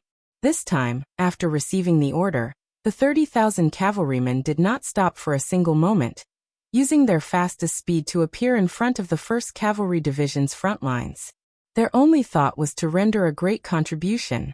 This time, after receiving the order, the 30,000 cavalrymen did not stop for a single moment, using their fastest speed to appear in front of the 1st Cavalry Division's front lines. Then, relying on their advantage in numbers, they launched an earth-shattering charge. Arrows were shot from afar. After 2 rounds of arrows, at least 1,000 cavalrymen were killed or injured. Kalu pulled out his cavalry sword and no longer defended. Instead, he changed to a frontal assault, not defending and counterattacking. This was the method Kalu prepared for the enemy. He wanted to catch the enemy off guard. He wanted to catch them off guard. Of the 8,400 cavalry warriors, apart from the 3,400 who continued to harass the enemy with arrows, the other 5,000 cavalrymen followed him and counterattacked with arrows. When they charged into the enemy's camp, Tai Chiyin, who was waiting to see the 5-star army's performance, couldn't help but widen his eyes at this moment. On the way here, Tikian had thought about whether his sudden appearance would catch the other side off guard, or whether the other side had already prepared for it. For example, if the other side had already prepared something like a barricade or an iron caltrop, and how to deal with the next situation, using the smallest price to obtain the greatest victory, and so on. However, when he arrived, he didn't see the 1st Cavalry Division preparing anything. He didn't even see the most basic of obstacles. This made him happy. He thought that he was fast enough and took advantage of the time difference. This way, he was even more confident. With 30,000 men against less than 10,000 cavalrymen, wouldn't it be easy? It could be said that Tai Qian had made several preparations. He was just waiting for the enemy to make a move. But what he didn't expect was that the enemy would actually counterattack. This greatly exceeded his expectations. Many of the cavalrymen charging at the front didn't expect this either. When Kulu led his 5,000 cavalrymen to charge, there were still many Walla cavalrymen who were crouching on the sides of their horses, or under their horses, making tactical movements to avoid the arrows. Unexpectedly, the enemy cavalry appeared beside them. Caught off guard, many soldiers didn't even have the chance to raise their swords before they were killed by the approaching cavalry of the 5-star army. In a short period of time, at least 600 cavalrymen were killed in a single clash, and the number of injured reached a shocking number of more than 1,000. Just one wave of arrows, coupled with an unexpected wave of arrows, had instantly killed more than 3,000 of the enemy. Kulu had only lost less than 200 of his cavalry, and most of them were still injured. With this great victory, he led his 5,000 cavalrymen back safely.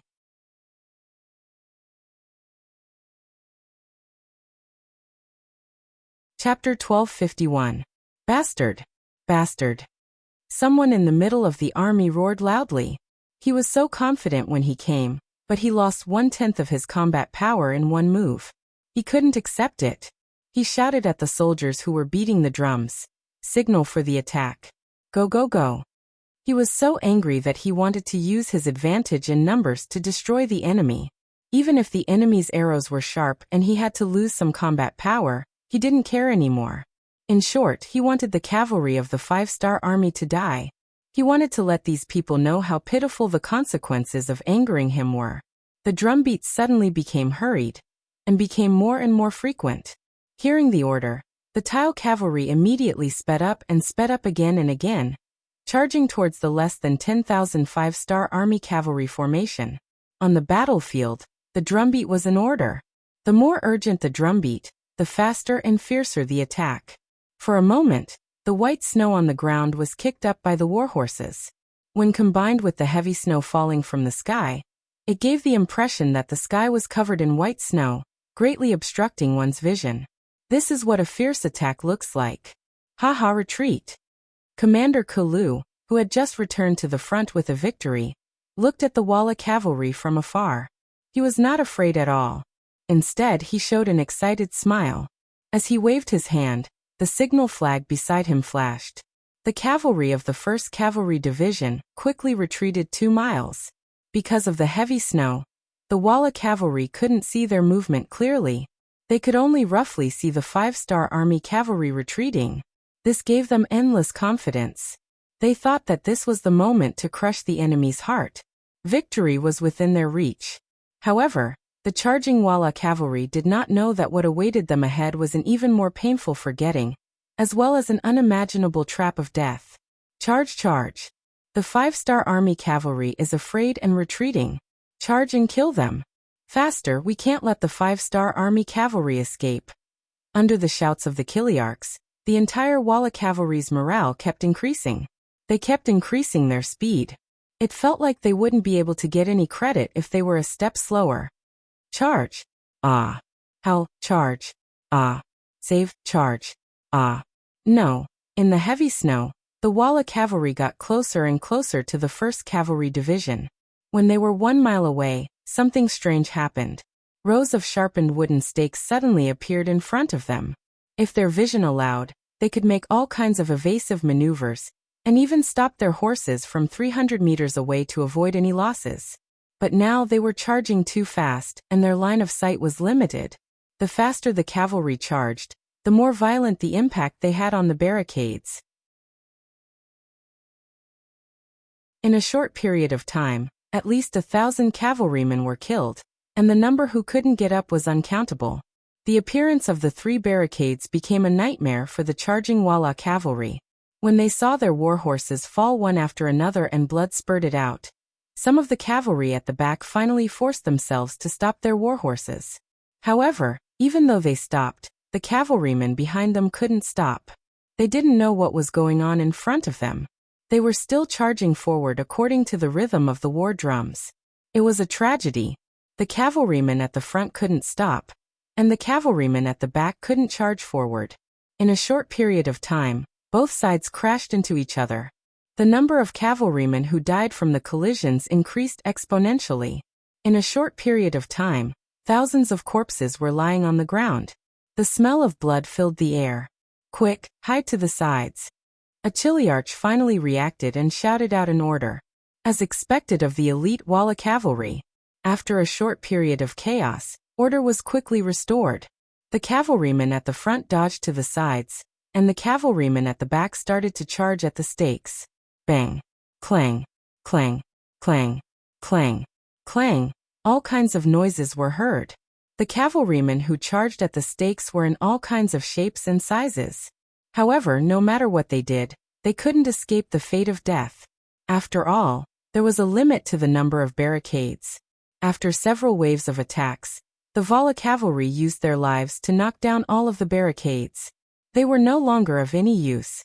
The stakes were like a natural counter to the cavalrymen. It made people hate them, but they couldn't do anything about it. Today, the Walla cavalry had shown their fearless side, and they had completely destroyed the horse barricade that usually made them pale in fright. However, no one cheered, because this was not the result they wanted. It was the result of countless lives sacrificed to make up for it. There are no more stakes in the way. Kill.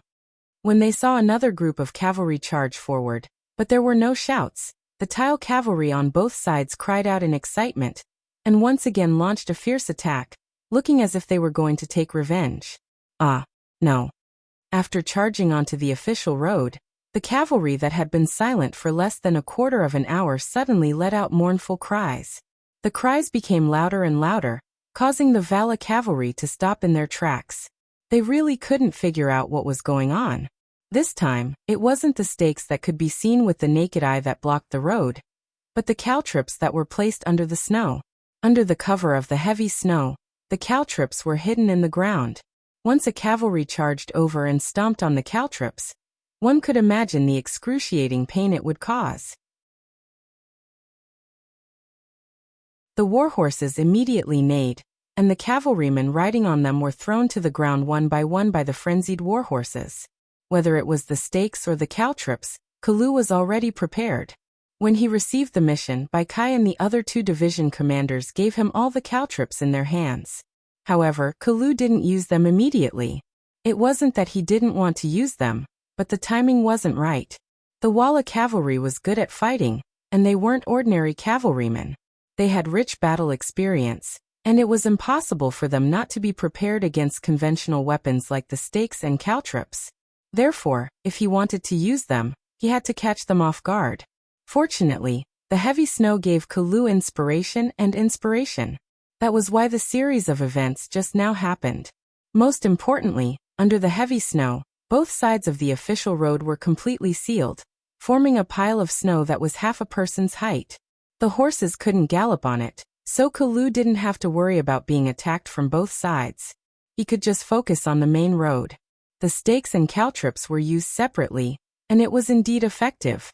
However, this wasn't the end. While the enemy's charge was interrupted by the two division commanders, and the enemy's morale was unstable, Kalu led another 5,000 cavalrymen to attack. The caltrops along the way were covered by the corpses of the Walla cavalry and their horses. They only needed to step on them to charge out. Boom! The Walla cavalry who were waiting for the movement in front of them saw a torrent of people rushing out, following which, arrows and sabers flew out to meet them. However, they did not expect that it would be the cavalry of the 5-star Corps that rushed out at this time. Once again they miscalculated. In the next exchange, who knew how many of the Walla cavalry were chopped to death? As for the remaining people, they had long been beaten silly by Kalu's successive moves. They were scared and immediately turned to retreat. Their speed was even faster than rabbits. After 2 charges and 2 blocks, the 5-star army won a great victory. At least 6,000 cavalrymen were killed, and the enemy's morale was greatly damaged. Kalu heaved a sigh of relief. With this defeat in front of them, as long as the enemy's division commander wasn't stupid, he wouldn't launch an attack for a while. With the joy of victory, Kulu rode his horse to the temporary military headquarters 2 miles away and met with Division Commander Su-hee. He already knew about the development of the battle from the scouts. When Kulu entered the tent, Su-hee stood up to welcome him. "Not bad, Kulu. Your performance is not bad. I will report your contributions to the 6th Young Master. I think that as the new regiment commander, you won't be able to run away from the position of division commander." Su-hee took the initiative to stand up to welcome Kulu, which meant that he thought highly of Kulu. When he heard the other party recommend him to be the commander of the new regiment, Kulu was extremely excited. He immediately cupped his fist and said, "This general thanks the military commander for his training, but I only want to serve under the military commander." Oh. Kulu's answer greatly surprised Su-hee. One must know that he was only the new army division commander. Although the new army was going to be expanded into a new regiment, there would be 3 more division commander positions.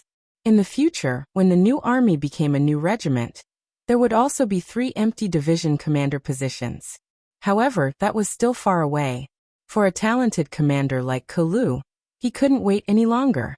Otherwise, it would be a serious mistake in the use of people.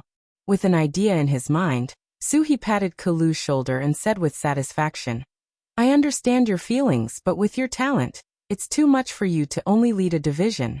If there is a chance, it would be good to lead more troops. Besides, we are all in the 5-star army, and we are all working for the 6th Young Master. There shouldn't be any distinction between us."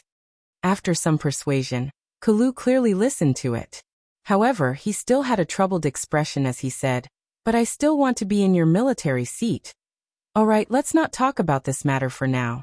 This army commander has only reported your name and achievements to the 6th Young Master.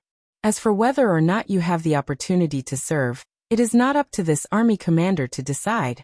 Just wait for orders. Okay, let's discuss how to deal with the Walla army if they launch another attack." A division commander and a division commander immediately came in front of the sand table. They pointed at the terrain on the sand table and started an intense discussion based on the military strength of both sides. The attack had been thwarted, the losses were severe, and the news of the defeat of the Walla army had spread.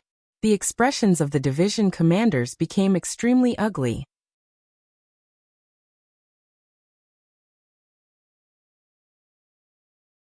Chapter 1252. Originally, he had thought that he was leading the most elite cavalry in the world, and had an absolute advantage in terms of military strength. He had thought that he would be able to win this first battle, and he would also become the first general of the 5-Nation Alliance to defeat the 5-star army on the battlefield. But he didn't expect that the greater the hope, the greater the disappointment. He actually lost 6,000 soldiers. This result was too unsatisfactory and he couldn't accept it. Should he continue to charge? Tai Qian really wanted to give such an order, but when he saw that the other generals in the tent had their heads lowered and seemed to have a lot on their minds, he finally suppressed the anger in his heart. He changed the topic and said, "Previously, I was too impulsive and caused the army to suffer losses. Regarding this matter, I will personally apologize to General Beaumeur. As for everyone, take a good rest. At the same time, build some barricades to prevent the 5-star army from attacking." A cavalry of more than 20,000 people actually had to defend against the attack of less than 10,000 5-star army. If this was said half a day ago, Tai Qian would have laughed out loud.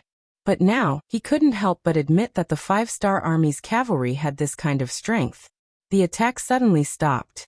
This made Su-hee and Kulu, who had thought of all kinds of countermeasures to resolve the enemy cavalry's attack, confused. Seeing that the sky was about to turn dark, the two of them looked at each other, and finally believed that the previous defeat must have scared the enemy's general. Sigh, what a pity. There are still so many iron caltrops that I haven't used in the horse-stirring rope that I buried in the snow. Even though Kulu knew that the other party wouldn't attack for a while, he still had a sad expression on his face. These words made Su-hee's eyebrows twitch. Wasn't it good that the enemy didn't attack? As for not having to risk their lives once the main force arrived, they would have the strength to fight back even if they had to face the enemy head-on. The new army's 3 cavalry divisions were still attacking. In the face of a sea of people, Or even when the enemy cavalry was squeezed together, the arrow formation was not of much use. Under the improvisation of the 2nd Cavalry Division's commander, Wuxia, they switched to using bows and arrows and horse-strapping tactics. Arrows after arrows were shot at close range, and ropes were like sharp awls, trapping the Yurkian cavalry and dragging them under their horses. The 5-star army was like a spider weaving a web, slowly nibbling away at the surrounded Yurkian cavalry. Aleifu, who was protected by 10,000 cavalrymen, had an extremely ugly expression on his face. He had been standing guard here for half a day. The sky was about to turn dark, but there was still no sign of reinforcements. What was going on? Even if the scouts he sent out didn't inform the Walla army in time, the Walla army should be aware of such a huge commotion, right? Sensing that the battle cries were getting closer and closer, this proved that the encirclement was getting smaller and smaller. The fear on Aleifu's face deepened. He had a feeling that this time, it was very likely that he would die here. The group of lieutenants and soldiers around him had the same thought. Originally, they thought that after persevering for a few hours, reinforcements would arrive. Then they would work together from the inside and the outside, and they would be able to defeat the 5-star army and return to receive the king's reward. But now, it seemed that their lives were in danger. The battle cries continued, and one of the lieutenants finally couldn't help but ask, "General, when will our reinforcements arrive?" "Soon should be soon." Aleifu, who didn't want the morale of the army to be in chaos, could only reply.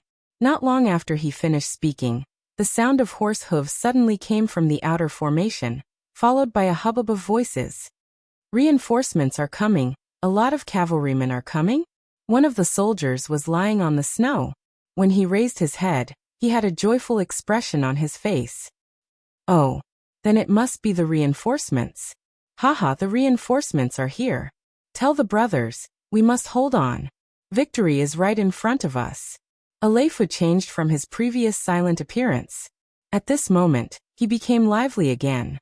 That's right, reinforcements were coming, but it wasn't the Walla cavalry. After Bai Qian's repeated failures, he was indeed afraid of the 5-star army's cavalry. He chose to stay put and wait for Bomur to lead the main force. This action was equivalent to giving up on the 10,000 Yi Erchang cavalry. If it wasn't the Walla cavalry, then it was the 5-star army that had chased Aleifu all the way and defeated them. They were Bai Shuang's 4th Cavalry Regiment, Daiqua's 1st Cavalry Division, and Ma Xiangshan's Cavalry Regiment. After a series of battles, Bai Shuang and the others rested for half a day. It was this half a day that allowed Aleifu to run so far. Fortunately, the new army received the telegram and made a timely response, blocking the 10,000 cavalrymen here.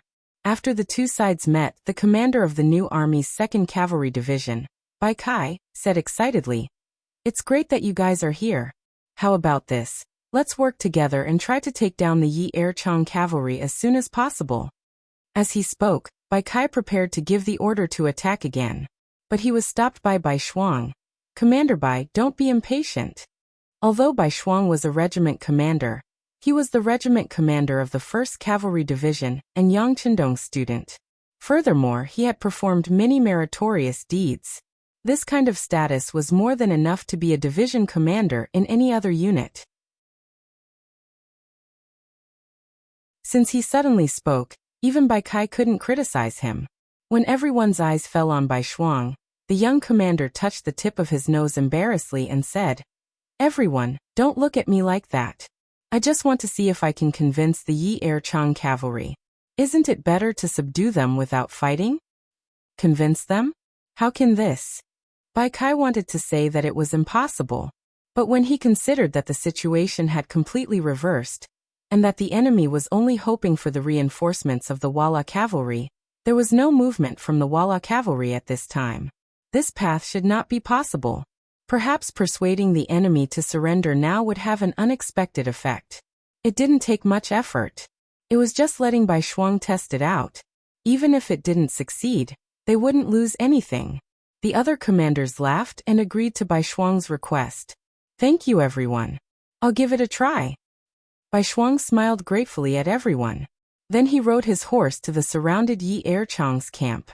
He didn't know when it happened, but there was already an object similar to a loudspeaker made of iron in his hand. When he was studying with Yang Chendong in the Yang Family Academy, he made many simple and effective things like this. Now there were many similar small things in his 4th regiment.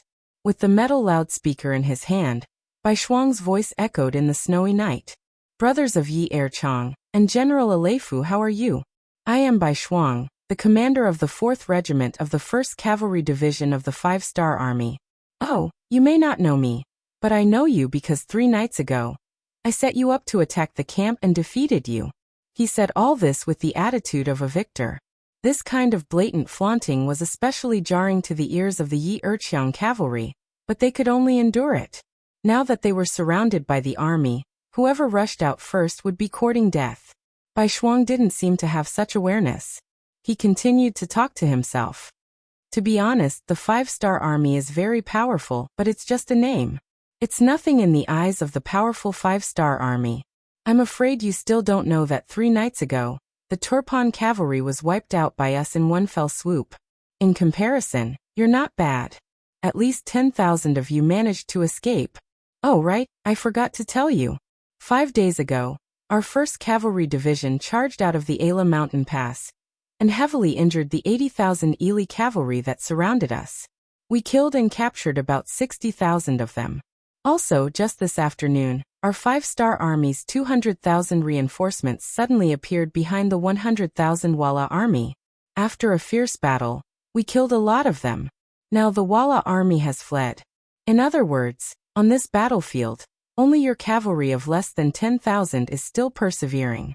I want to ask you, what is the meaning of your persistence? Truth and falsehood came out of Bai Shuang's mouth. This was the so-called, all is fair in war. There wasn't much truth in his words, but to the Yirkiang cavalry who were ill-informed, it was enough to create a lot of pressure. The moment these words were said, many people's expressions changed. Many people started to doubt or even believe Bai Shuang's words. At this moment, Bai Shuang was still doing his political work. Yirkiang cavalry, our 5-Star Army won't kill captives. As long as they are sincere and changing, we will give them a chance. Just like 3 days ago, when you lost, there were 17,000 captives in our hands. Now not only are they safe, after a thorough investigation, they are free to choose their future. For example, they can join the 5-Star Army and become a part of us. Or they can become a normal citizen and be given 30 mu of grain, a wife and children, and a warm bed. They can live a life far away from the flames of war. That's such a comfortable and desirable life. The bewitching words continued. Under Bai Shuang's glib tongue, he described the future so well that many of the Yirkiang cavalry started to yearn for it. Even some of the generals started to waver. Aleifu, who was in the middle of the army, naturally felt the change. He wanted to shout out loud and tell everyone not to believe the words of the 5-Star Army's general. But before he could say anything, Bai Shuang called out his name. General Aleifu, I know you. Actually, we don't have any grudges. What's even better is that your appearance didn't cause any losses to the 5-Star Army. So we welcome your surrender. If you choose to abandon the darkness and join the light, I can promise you in front of the 3 armies that we won't touch a single hair on your head. We will even ensure your safety, and let you do whatever you want to do happily. I don't think anyone isn't afraid of death, let alone this kind of meaningless death. Don't you think so?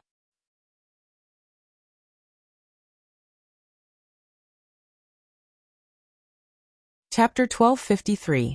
Alright, I've said everything that needs to be said. I'll give you the time it takes for an incense stick to burn to consider. During this time, I can guarantee the safety of those who surrender. On the other hand, if anyone still wishes to resist, the final attack will be launched after an incense stick. At that time, regardless of whether you are a general or a soldier, you will be killed without mercy. At the end of his speech, Bai Shuang's tone became incomparably resolute, revealing his cold-blooded side as a general. An incense stick would determine life and death. At this moment, the attack had already stopped. However, one could foresee that if these people did not surrender, a new round of attacks would be even more ferocious after an incense stick's worth of time. At that time, not many people would be able to survive. Apart from the night's cold wind, the camp of tens of thousands of soldiers was eerily silent. Even the war horses had stopped neighing, causing the atmosphere to become extremely strange.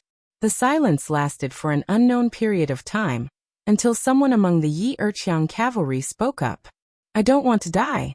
I still have my parents, wife and children at home. I want to live. I want to surrender."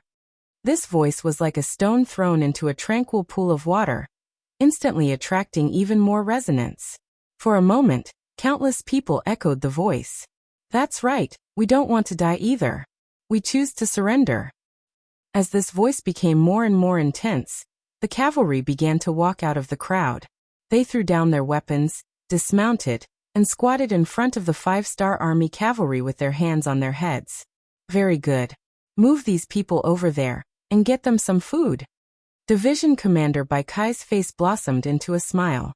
Originally, they had to pay a price to obtain victory. Now, with just a few words, they had forced a large number of people to choose to surrender. This method of winning without expending any effort was truly brilliant. When he looked at Bai Shuang, his eyes were filled with admiration. With this example in front of them, more and more Yi Erqiang cavalry chose to surrender.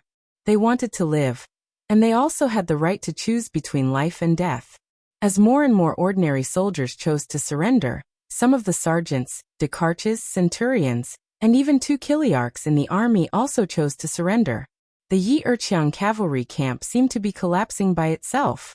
A Leifu, who was in the middle of the army, had an ugly expression on his face. Although he knew that he would be defeated, he was defeated so quickly that many of the soldiers did not even ask for his opinion before surrendering.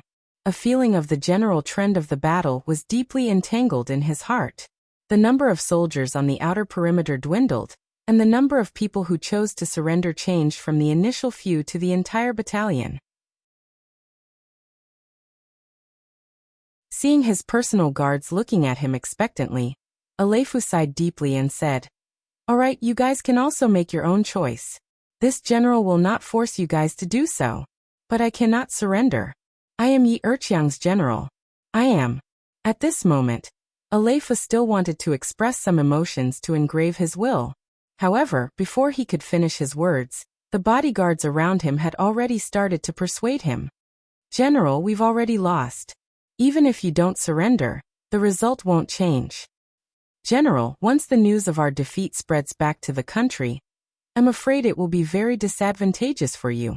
Even if you sacrifice yourself now, you won't be able to change the result. You won't receive any glory either. General, where there's life, there's hope. As long as we're still alive, there's hope. At worst, we'll follow the general's army and stay away from the war. Wouldn't it be great to be a farmer? General, the general trend has already passed. If you don't surrender now, you'll only lose your life in vain. It's meaningless." "General." All the bodyguards were trying to persuade Aleifu. Everyone had different opinions, but their goal was the same. That was to persuade the general to make the same choice as them. As a bodyguard, their greatest responsibility was to protect the general's safety. If something happened to the general, it would mean that the bodyguards did not fulfill their responsibilities. It would be a disgrace. Although they had already chosen to surrender, if the general chose to die in battle, it would also mean that they did not complete their mission. This would become a lifelong regret for many people. In order to complete the final mission, and also for Aleifu's sake, the bodyguards' voices of persuasion grew louder and louder. There were also more and more opinions. Something was obviously fake, but when many people talked about it, it would often make people believe it to be true. Aleifu was indeed prepared to fight to the death. He wanted to prove that he was a qualified general, someone who was not afraid of death. However, the bodyguard's persuasion soon made him waver. Aleifu, who was not resolute to die, listened to the bodyguard's blueprint for the future. His resolute heart slowly began to waver. 60 breaths left. Just when Aleifu felt that it was difficult to make a choice, outside the camp, Bai Shuang's voice sounded again. This also woke Aleifu up. When he raised his head to look around, he was horrified to find that other than the 30 bodyguards he brought with him, there was nothing else around him. In this short period of time, the remaining 7,000 cavalry had all chosen to surrender. At first, they left one by one, but later, they left in groups. Now, on the entire battlefield, only 30 people, including Alefu, had not made their final choice. An army of several tens of thousands surrounded 30 people. The result was already decided. Not to mention that these people were only slightly stronger than ordinary cavalry. Even if each of them could fight against 100 people, they still had no chance of escaping and winning. 30 breaths. Bai Shuang's voice sounded again. It was like the wind of hell, and the horn of death. When Alefu heard it, he could not help but tremble. "General, we have no other choice. Please give the order." The bodyguards looked at Alefu with longing eyes. This. At this moment, Alefu still wanted to say a few words, but the atmosphere of the battlefield did not allow him to do so. He already had no time. "I surrender." When Bai Shuang said the last 10 breaths of time, Alefu finally made his final decision. After saying those 3 words, his entire body collapsed. At that moment, he was like an old man that had lost all of his vitality, as if he would age at any moment. The 7,000 cavalry had all chosen to surrender. At this moment, Bai Shuang also let out a sigh of relief. Then, under everyone's gaze, he took the initiative to ride up to Alefu and extended his right arm in a friendly manner. "General Alefu, the 5-star army welcomes you to join." As Yang Chendong's student, Bai Shuang's ability to see through people's hearts and borrow their power was also exceptional. The best way to defeat the 5-star army was to find some people related to the 5-star army. Only then could they better understand their opponents. Knowing oneself and knowing one's enemy was the only way to win 100 battles. Bai Shuang's sudden appearance caused Alefu to instinctively become very nervous. He did not know if the other party would keep his promise and go back on his words to kill him. After all, in the current situation, the other party was the boss and he was just a fish on the chopping board. Now that he did not have any military power in his hands, even if the other party really killed him, who would stand up for him? Where could he go to reason with? He originally thought that he would definitely die and the other party was settling the score. He wondered if he had made a stupid decision. Should he have chosen to commit suicide just now? At least he would have been able to maintain the last bit of dignity in his life. However, when Bai Shuang extended his right hand, he was puzzled. He realized that the other party did not have any weapon in his hand while he was holding a sharp saber in his right hand. This is a handshake. It is one of the etiquette of our 5-star army. It is a sign of friendship. Could it be that General Alefu does not want to be my friend? Seeing Alefu's nervous expression, Bai Shuang said with a smile. "Friend? Us?" At this moment, Alefu was even more puzzled. "Yes, you chose to surrender to our 5-star army. Now we are no longer enemies but friends. Could it be that you are not happy?" Bai Shuang said with a firm tone. Alefu's eyes lit up. To be able to become friends with a general like Bai Shuang was definitely beneficial to him.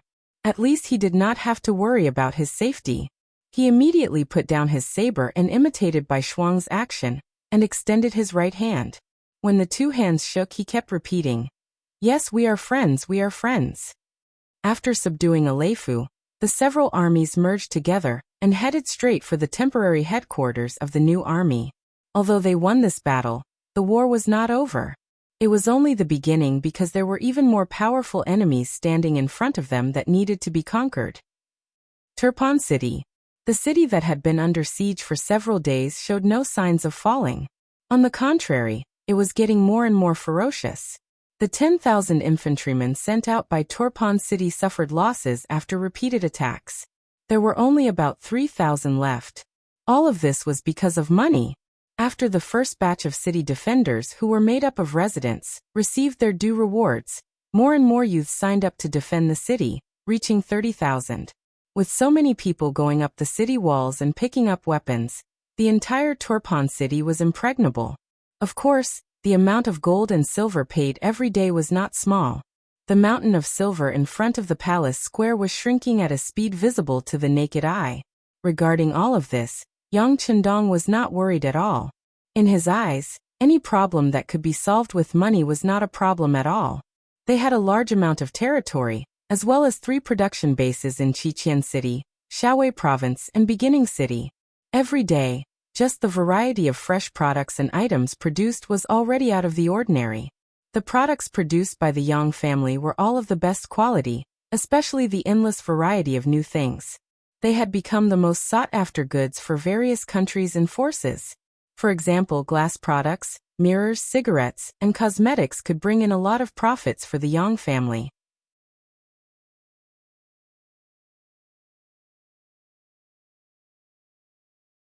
Chapter 1254. When money was no longer a shackle to development, it also pushed the wheel of Yangtze's development to become stronger and stronger. With money came endless motivation. When the textile industry was constantly improving and developing, the iron smelting technology had also improved. After a large area of land was also developed, Yangtze's development had become unstoppable.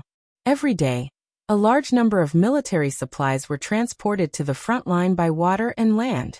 They were transported to the 5-star army, who were about to go to war. They were the most solid backing, helping them to exert their most powerful combat power on the battlefield. Just like all the soldiers of the 5-star army in the first city and the areas west and south of the first city, each of them had a cotton military coat. It could not only keep them warm in the cold weather, but it could also become a life-saving garment. Such a good thing was envied by many of their enemies. However, they could only be envious. After all, no one could be like Yang Xie, who owned tens of millions of acres of cotton land in the entire Southeast Asia. These were also the biggest reasons why Yang Qindong could continue to fight in the north and south. It was precisely because of the sufficient logistical support and the high treatment of the soldiers that more people joined the 5-star army. This allowed the military strength of the 5-star army not to retreat after a long war, but to expand instead. Young Master, 500,000 taels of silver have been used. There are less than 1.7 million taels of silver left in the square. Beta Persei was not only Yang Qindong's servant, but he was also responsible for his absolute safety. Most of the time he also acted as an assistant, secretary, or even a housekeeper. Okay, got it. Yang Qindong did not stop his actions because of Beta Persei's report. At this moment he was drafting a telegram to send to the new 5-star army. With the sudden addition of White Shuang's 4th Regiment, the originally disadvantageous situation was instantly reversed.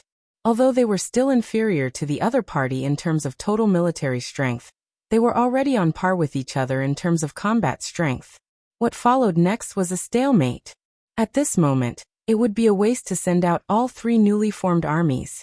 At this moment, Yang Qindong was thinking about how to counterattack. The first step of the counterattack was to break the siege of Turpan, and then make the necessary preparations for the next step. Yang Qindong was the undisputed leader of Yangtze and the 5-star army. What was a leader? He could see things that ordinary people couldn't see, think of things that ordinary people couldn't think of, and make the right decisions that ordinary people couldn't make. Taking one step and seeing 3 steps ahead was an expert. Taking one step and seeing 5 steps ahead was the style of a general. Taking one step and seeing 10 steps ahead was the style of a true leader. Yang Qindong was the master of taking one step and seeing 10 steps ahead. What he needed to do now was to prepare for the future. Transferring the new 5-star army would not only be able to break the siege of Turpan, but also lead them to launch a counterattack as soon as the other party was defeated. Yang Qindong's personality had never been one to not fight back when scolded or beaten. Perhaps it was because of his military background, but what he liked and was more used to was that if you respect me, I will return the favor tenfold. If you hit me for no reason, I will return the favor for no reason. The kind of thing where you hit me and then turn around and say sorry was absolutely impossible in his eyes. He knew that the strong were supreme, and the rules were set by the strong. Yang Qindong already had the capital and ability to ignore the rules, and do whatever he wanted. Just like this time, when he sent troops to the Ili region, there was no reason for it. It was just a simple deployment of troops. This was almost unimaginable in the future. After all, when a military power like the United States wanted to make a move on a small country and snatch their resources, they would first put forward a reason in the United Nations. Although this reason was sometimes laughable and unrealistic, it was still necessary to do it. And now Yang Chendong was even more so. He didn't need any reason. If he wanted to hit you, he would hit you. If you didn't like it, you could fight with him. In the end, when you were beaten down, you would know whose fist was bigger and harder. This kind of thinking was completely different from Confucianism. In Yang Chendong's heart, there was no magnanimity that encompassed all things, nor was there any kind of action where he would withdraw his troops if they said something nice and showed that they had submitted. In his eyes, there was only the concept of enemies and allies. Either you completely submit to him, or you completely submit to him. There was no third choice. With a tough military attitude and great strength, there was no need for any alliances. All they needed was to fight until they conquered the world. When the world was under their control, it would naturally be the time to unify the world. With such a big ambition and goal, how could Yang Chendong be trapped in a small Turpan capital? When many people were worried about whether they would be surrounded if they stayed here, and whether there would be danger if the city was breached, what Yang Chendong wanted to do was to use this to attract everyone's attention. How to dispatch more troops, and how to kill the so-called five-nation coalition army. Yang Chendong hated the coalition army. The eight-nation coalition army had once brought shame to China, and he had not forgotten it.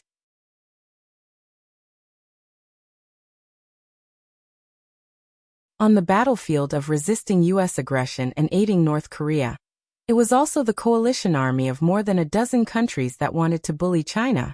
Although China won in the end, they also paid a heavy price because of it, and the pace of the unification of the motherland had to be slowed down indefinitely. Sometimes, Yang Chendong hated that he did not live in that era, and could not personally kill the enemy on the battlefield to protect the dignity of the country. At the same time, he was glad that he did not live in that era, and did not suffer the humiliation of being oppressed. But no matter what, this was a history that could not be forgotten. Now that Yang Chendong had used his ability to change everything, of course he had to do it perfectly. As for the coalition army, all he had to do was defeat them. He had to beat them until they threw away their armor and were completely annihilated. He had to beat them until there was no place for them to survive, and everything would naturally end. With Yang Chendong's hatred for the so-called coalition army, it would be strange if he let them off easily after being surrounded by them this time. The pen in his hand fell even faster. In a short time, a telegram was drafted and handed to Beta Persei. Send the telegram to the new 5 armies. Tulu City. Winter had arrived, but no one felt cold. On the contrary, the soldiers here were a little nervous. They all felt like they were about to face a great war. There was only one reason why they felt this way. 5 miles outside Tulu City, a large number of 5-star army could be seen training here every day, carrying out various exercises such as encirclement, dispersal, attack and retreat of cavalry and infantry. It was like a military exercise in the future. Every day, they changed different tricks and played different routines. The shouts of killing could easily be heard from 5 miles away, reaching the eyes of the Baiming army soldiers guarding Tulu City. In the beginning, everyone was still very curious.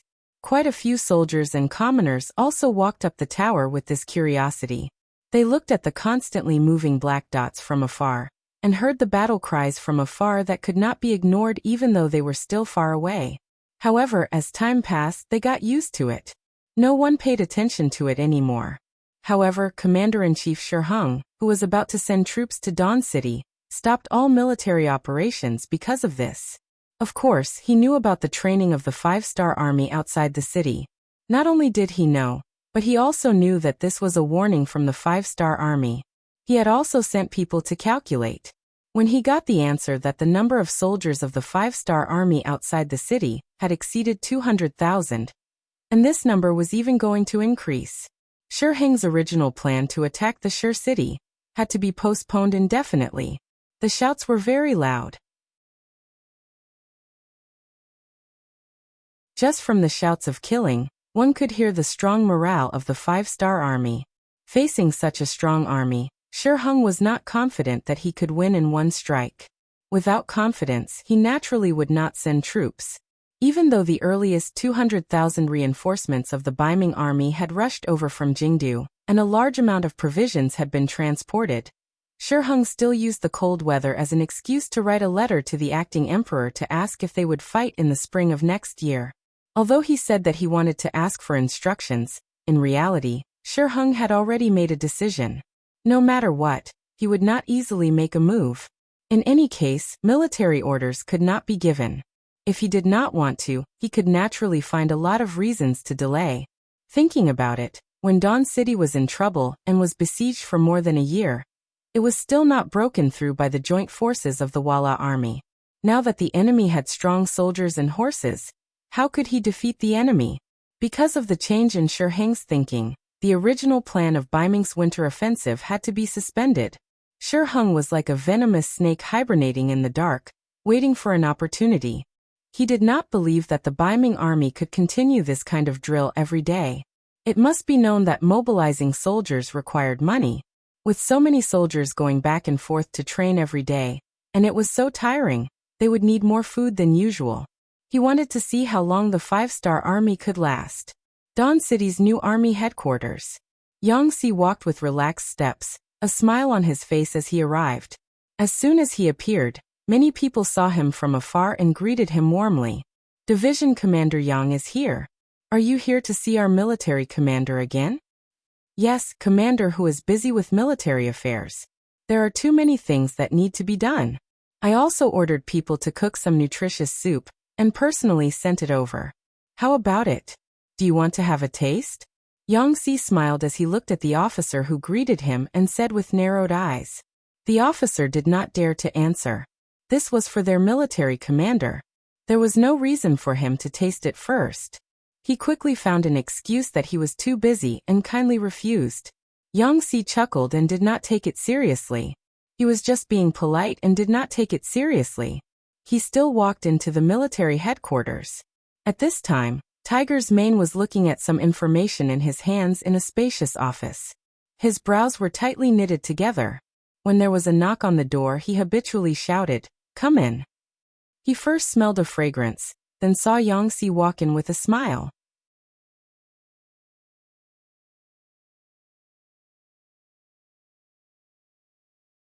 Chapter 1255. Oh, you're here. Quick, let me take a look at this list. Is there anyone you're familiar with? As soon as he saw Yangtze appear, Tiger's Mane acted as if he saw his savior.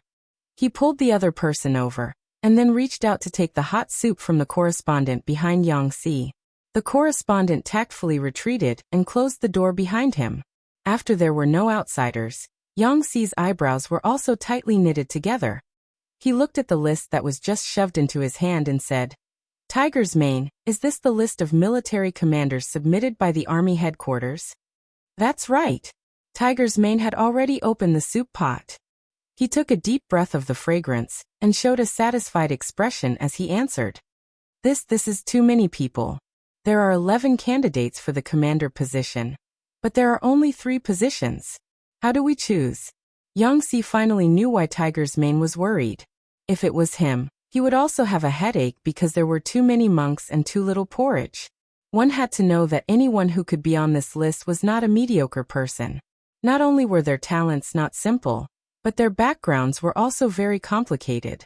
If he didn't do it well and couldn't figure out the relationship, he would offend people. It was fine to offend a gentleman, but if he offended a villain, he could be stabbed in the back at any time. No one would like this feeling. Wrong, it's true that there are 11 people, but it's not 3 positions. There's only 1 position left. Tiger's Mane replied while drinking the hot soup with an expression of enjoyment on his face. I've already reported Luge was named to the young master. Not only did the young master agree, but he also decided on another position. It's the commander of the new army's 1st Cavalry Division, Kalu. Therefore, there is only 1 empty position left. F***CK. How do we choose? This is too difficult. When he heard that it was only 1 out of 11, Yangtze didn't know what to do. Of course it's hard. Otherwise, why would I be so worried? Tiger's Mane could tell that Yangtze had the intention to retreat, so he immediately cut off his path of retreat. You should know that when our new army is formed, you will lose your position as the logistics commander. It's not like you don't know this, it's related to your future. Tiger's Mane was right. With the continuous development of the five-star army, the logistics of the army had become the most important issue. Yang Chendong also decided to establish a logistics department for the army. Based on Yang Xi's consistent performance, he naturally became the best choice for the logistics commander. Once he was promoted to commander, Yang Xi's Daodu would increase from 1 to 2. That would be even more awesome than an ordinary commander. Yang Xi was naturally looking forward to it. However, Yang Chendong also said that the logistics department needed to fully cooperate with the establishment of the new regiment. Only when the new regiment was established would it be changed from a division to a division. This was why Tiger's Mane said those words just now. After being checkmated by Tiger's Mane, Yang Xi didn't decline and looked at the list seriously. At this moment, the two didn't mention asking for help from Yang Chendong. They knew that the young master was already very busy. If they let him worry about the selection of a commander, wouldn't it show that they were too incompetent? Although these 11 people might have backgrounds behind them and represent different interests, one was Yang Chendong's errand boy since he was young, and the other was a servant of the Yang family. When the two of them joined forces, there were not many people who could make them feel afraid. I'm not familiar with most of the people on this list. How about this? I'll look for third brother and ask him to do a detailed investigation of these people. Yang Xi also shook his head after looking at it for a while. He hadn't heard of many of the names. If he was asked to make a choice now, it would be a bit difficult. The third brother that Yang Xi mentioned was naturally the current director of the Security Bureau, Yang San. Over the years, the Security Bureau's development could be said to be very powerful. Its tentacles extended to all walks of life. It was definitely not a problem to investigate these 11 people with high identities. At the same time, Tiger's Mane, who was also the director of the intelligence department, nodded after listening. Okay, then I'll send a telegram to Yang San in the name of the director. After this telegram was sent out, it suddenly had a great impact on the entire Yangxia and the five-star army. But this is a story for later. New five-star army. At this time, they had just entered 8 Mile City and were taking a short rest here. The 1st Division and the 2nd Division both arrived a step earlier than the new five-star army. At this time, the 1st Division had already entered the battlefield, and the 2nd Division was also preparing to leave the city in 2 days. Only the new five-star army that had just arrived still had to wait for the 2nd Division to set off before they followed. It's just that the plan didn't change as fast as the changes. A telegram was presented to Commander Sherwanshan, causing his expression to become extremely nervous. Bugnam of Gojoseon is actually surrounded in Torpon City? Looking at this telegram with the word top secret written on it, Sherwanshan was dumbfounded.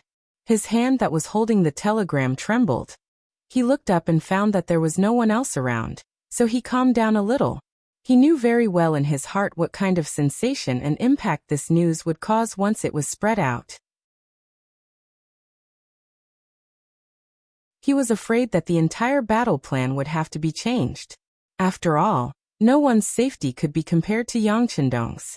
Such an important rescue operation was actually handed over to the new five-star army. This is absolute trust, and also a heavy responsibility. After reading all the contents of the telegram, Sherwanshan let out a deep breath. There was some excitement in his eyes, but more than that, there was excitement. As a surrendered general and the commander of the new five-star army, Sherwanshan had always been under a lot of pressure. Because of their foundation, many high-ranking generals in the new five-star army were surrendered generals. But it was very rare for someone like them to be given the important position of commander right after they surrendered. Sherwanshan had also heard that his position had already been favored by some people. His appearance was tantamount to breaking some people's wishful thinking. Now he didn't know how many pairs of eyes were staring at him, waiting for him to make a mistake and kick him into the dust. Because of this, Sherwanshan had to be very careful and cautious with every move he made. This was to not give out any information that could be used against him and bring him trouble. At the same time, he also had to think about how to make contributions on the battlefield to prove his ability, and to slap the mouths of those who looked down on him. He had already thought about how to show his daring side, and prove his strength in this battle with the coalition forces of the 5 countries. He never thought that an even better opportunity to prove himself would appear. Come to think of it, winning any battle wouldn't be more influential than resolving the danger of Yang Qindong being besieged. And since this heavy responsibility had fallen on his shoulders, he had to complete it well. This was the first battle since the establishment of the new 5-star army, so he had to fight it well. Come, call all the division commanders here for an emergency meeting. Sherwanshan was very excited, but he didn't blindly order the army to set off immediately. He had to gather everyone's wisdom and strength and hold a meeting to list all the possible problems. If they could solve it, they would solve it. If they couldn't, they would try their best to solve it. Not long after the messenger left, the 4 division commanders of the new 5-star army, Ancient River, Liu, Meng Chao, and Ning Wenfeng, rushed to the temporary military headquarters and appeared in front of Sherwanshan. Everyone is here. Take a seat and read the telegram first. Sherwanshan didn't beat around the bush and went straight to the point. The 4 division commanders were all confused. They didn't understand what kind of telegram could make the military chief so solemn. However, when they finished reading the contents of the telegram, they all stood up in shock. It was obvious that the contents of the telegram were too shocking. Military chief, is this telegram real? The commander of the 2nd Cavalry Division, Liu, couldn't help but ask after passing the telegram to the commander of the 3rd Cavalry Division, Meng Chao. But after asking the question, he smiled awkwardly. What kind of joke was this? The telegram was something unique to the 5-star army. Who would know how to make it? Also, even if it was fake, no one would dare to joke about such a thing. Sherwanshan didn't ask any questions because there was no need to. He just looked at the 4 division commanders with a serious expression. When they all finished reading the telegram and looked up, his voice rang out. Military intelligence is in order. Bugnam of Gojoseon is surrounded. This is an urgent matter.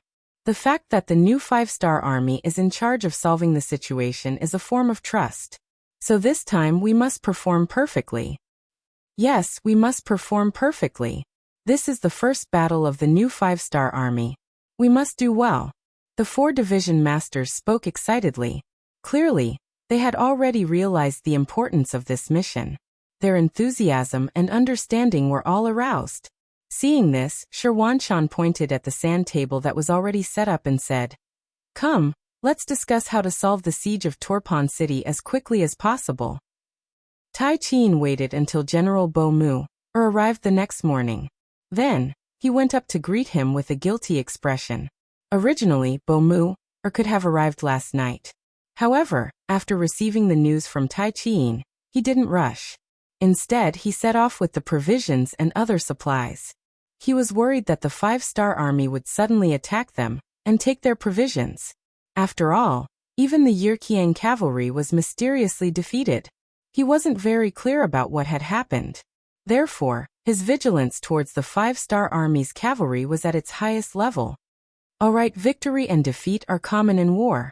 No matter what, it's good that you worked hard. Let's talk about the specific situation. Bo Mu rushed to the front of the tent and sat down at the head of the table. He stared at Tai Qin.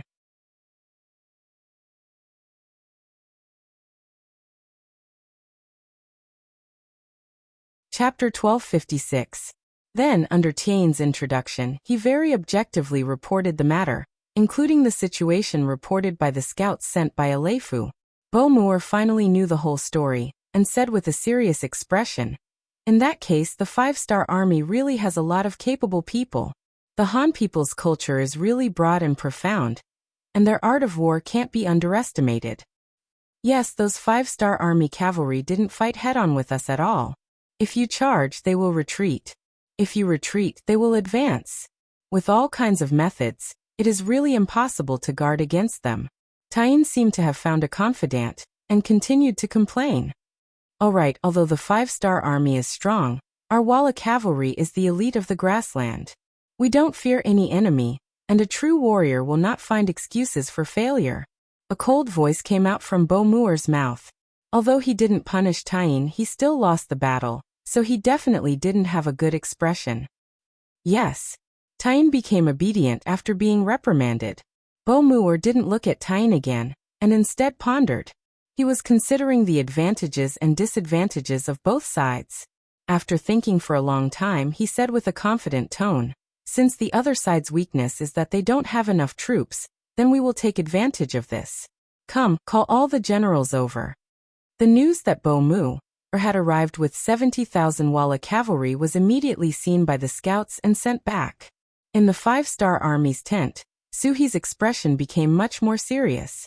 He already knew from the information that Mu was very cautious.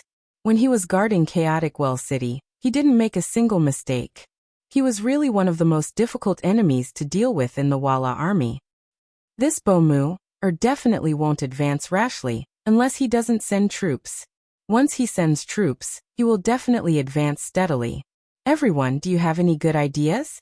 Suhi hadn't fought with Bomir before, so he naturally didn't have much experience. His gaze fell on the other military officers. Everyone was the same as Suhi, who had never fought with Bomir before. However, this wasn't the first time they had come into contact with the Walla army. Strictly speaking, the 5-star army had never lost in a real war. This time, they firmly believed that victory was theirs. The commander of the Far Eastern Army's 1st Cavalry Division, Dai Qua, was the first to express his opinion. "Counter soldiers with arms, water with an earthweir. We'll just have to carry a head on our shoulders and see who's the real deal on the battlefield." This wasn't really an opinion, just a kind of attitude. To this, the other generals all nodded in agreement. Suhi knew that there wouldn't be a better way to deal with the enemy in a short period of time. Thus he said, "All right, since that's the case, we'll just stay still and see what methods they have." Suhi didn't mention the matter of taking the initiative to attack. Because even if the Far Eastern Army's 1st Cavalry Division, Bai Shuang's 4 regiments, and Ma Xiangshan's light cavalry regiment were added, he only had 50,000 soldiers. Compared to the Walla cavalry, there was still a large gap. With such a large difference in strength, if they were to take the initiative to attack, the first to suffer the same losses would be him. After deciding on the strategy of staying still, the other generals walked out of the tent one by one. When Bai Shuang was about to leave with the others, Suhi called out to him. Only the 2 of them were left in the tent. A nervous and anxious voice sounded. "Commander Bai, the 1st Cavalry Division is currently heavily surrounded. What's the situation like?" I don't know either." Bai Shuang shook his head. He indeed didn't take the initiative to contact Division Commander Tian Hu. Although he was a member of the 1st Cavalry Division, his battlefield wasn't there, so he didn't pay much attention to it. According to the radio regulations set by Yang Qindong, without the permission of the higher-ups, the army was not allowed to communicate privately. This was an ironclad rule. Once Tiger's Mane, the commander of the Baiming army, forgot about this matter and took the initiative to send a message to the new 2nd Army. He wanted to ask if they had any thoughts of surrendering to Baiming. Later, when Yang Qindong found out, Tiger's Mane was punished, and the transmitter was even more miserable. He was directly transferred back to the headquarters to an unimportant department. Using Yang Qindong's words at that time, "The commander doesn't know the rules of confidentiality, but you, the translator, don't know? Don't you know how to warn and stop?" Even Tiger's Mane was punished with a warning, so no one else dared to make a mistake. This was also the reason why the armies and divisions didn't know that Torpon was surrounded. From a certain point of view, this was very important to stabilize the overall situation.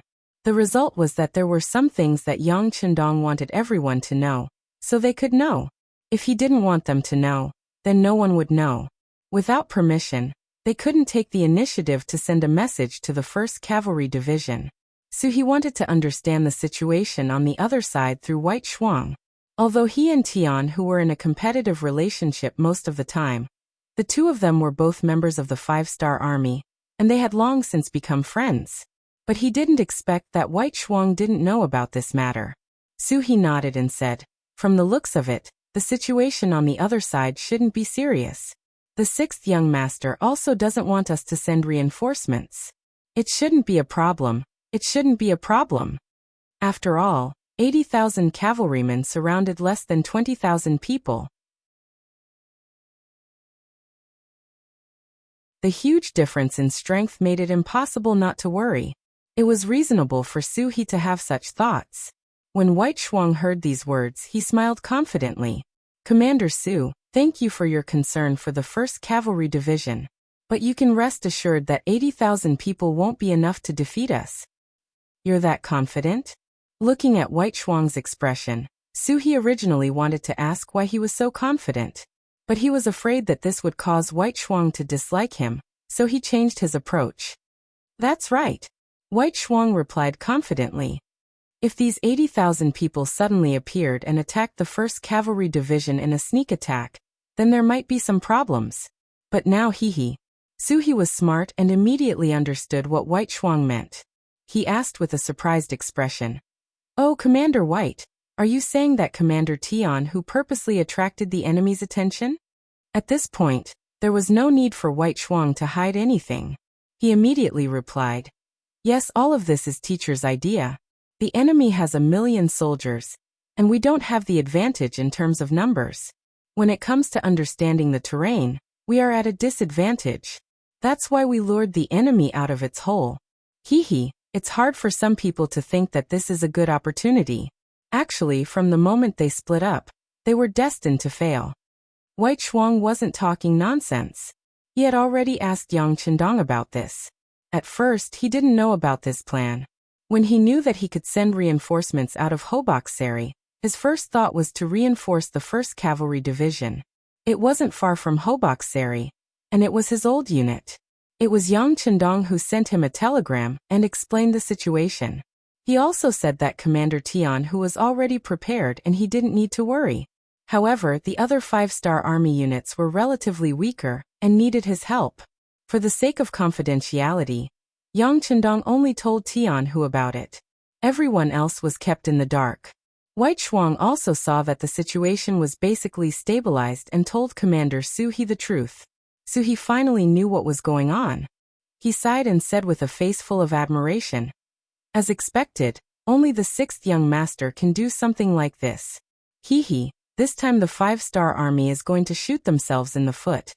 Su He didn't ask how the world's 1st Cavalry Division was able to face 80,000 people with 16,000 people, and was confident in winning 1 against 5. This was because he believed that this was a team that could create miracles. Now it was just the appearance of another miracle. As a matter of fact, the 1st Cavalry Division was well prepared. When they left Hoboksari, they had brought enough food and equipment. At that time, Commander Tian who also didn't have enough confidence that they would attract the enemy. He was just following Yang Chendong's orders. He didn't expect that the enemy would be 80,000 Ili cavalry. When the scouts at the periphery of the Ala mountain pass reported this to Tian Hu, he was really excited. He was really worried that even if they could attract the enemy, the number of enemies was too small. It wouldn't be enough. Now 80,000 Ili cavalry was enough to fill the 1st Cavalry Division's stomach. Of course, if the 80,000 Iliangli cavalry that surrounded them knew about this, they would probably be fuming mad. After all, they had 80,000 Ili cavalry. Tengmushi, who didn't know that the 1st Cavalry Division was already prepared, was looking forward to the arrival of the 5-star army's reinforcements. In his eyes, the 16,000 soldiers of the 1st Cavalry Division were already food on a plate. What he needed to do now was to attract more 5-star army, and then fight a big battle to obtain more victory. However, he sent out a lot of scouts, but he didn't see any sign of the 5-star army's reinforcements. This made Tengmushi, who was originally very confident, feel worried for some reason. Tengmushi's worry increased day by day. A few days later, he still didn't see any reinforcements from the 5-star army. Instead, he saw the general of the Tushi army with the banner of the Turpan army.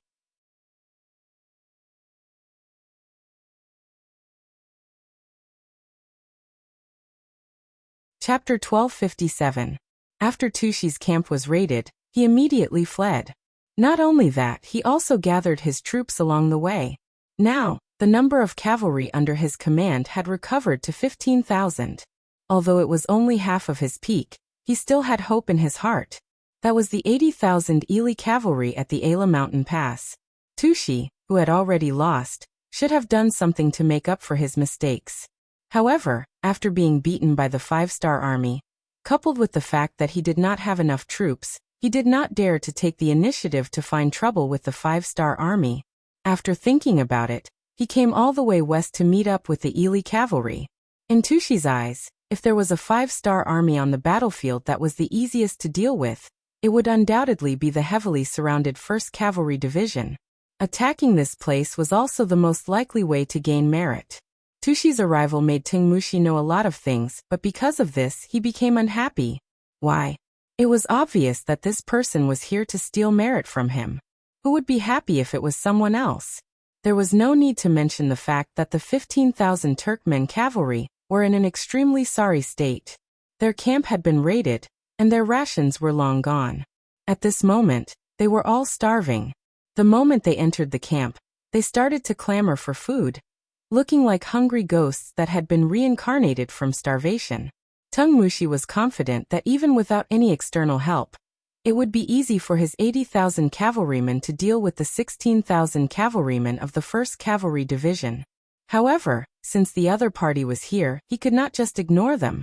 After all, they were in an alliance and everyone was considered to be allies. Men, prepare some hot food for the Turfan cavalry. Give them some tents, and let them rest. In front of Tushi, Tungmushi gave his orders. Someone immediately went to do it. However, Tushi did not leave immediately. Instead, he came in front of Tungmushi and said, "Old General Tung, what we need now is not rest but battle. The current situation is completely different from what we expected. The 5-star army doesn't intend to engage in a large-scale battle at the Ayla Mountain Pass. They've already made their move. Now that there's no need for this bait to exist, I'm willing to declare war on the 1st Cavalry Division. At the same time, only by resolving the battle here can we send our troops back and join up with the other allied forces to launch a pincer attack on the 5-star army." Tushi wanted to ask for a battle, and said it in such a dignified manner. Even Tingmushi could not find any reason to refuse. In his heart, he was also very worried that the other allied forces would be heavily injured by the 5-star army, which did not play by the rules. "All right, I'll grant your request. However, you have just arrived from afar. You should rest for a day first.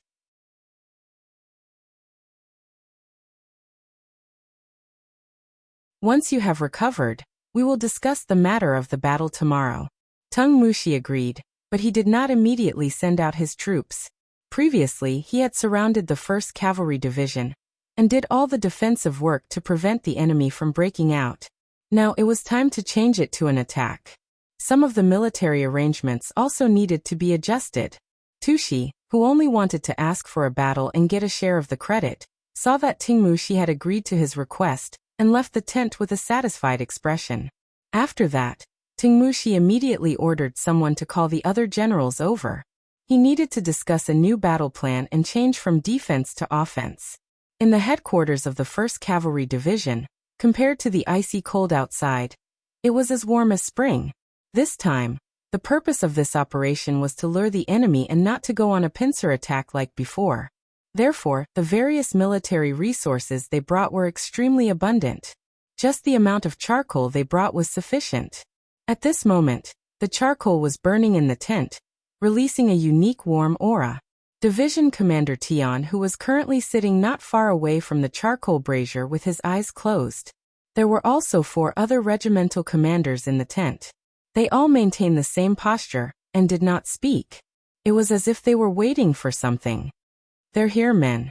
Outside the tent, the 1st Cavalry Division's reconnaissance battalion commander, Uhelu, walked into the tent with an excited expression. As he entered, the 10 eyes of the 5 people in the tent instantly opened, and their gazes shot straight at him. "Division Commander, regimental commanders, the enemy's camp has indeed sent a group of enemies. There are about 15,000 of them, and they are currently cooking in the camp. Moreover, many of the generals have left their posts and are heading towards the main tent." After Uhelu finished speaking, he looked at the division commander with a gaze of admiration. The situation he reported was surprisingly similar to Tianhu's analysis. Seeing Uhelu's expression of admiration, Tianhu laughed heartily and said, "Don't look at me like that. This is all the information that teacher sent me in advance. I'm just saying it based on my feelings. Ha ha ha.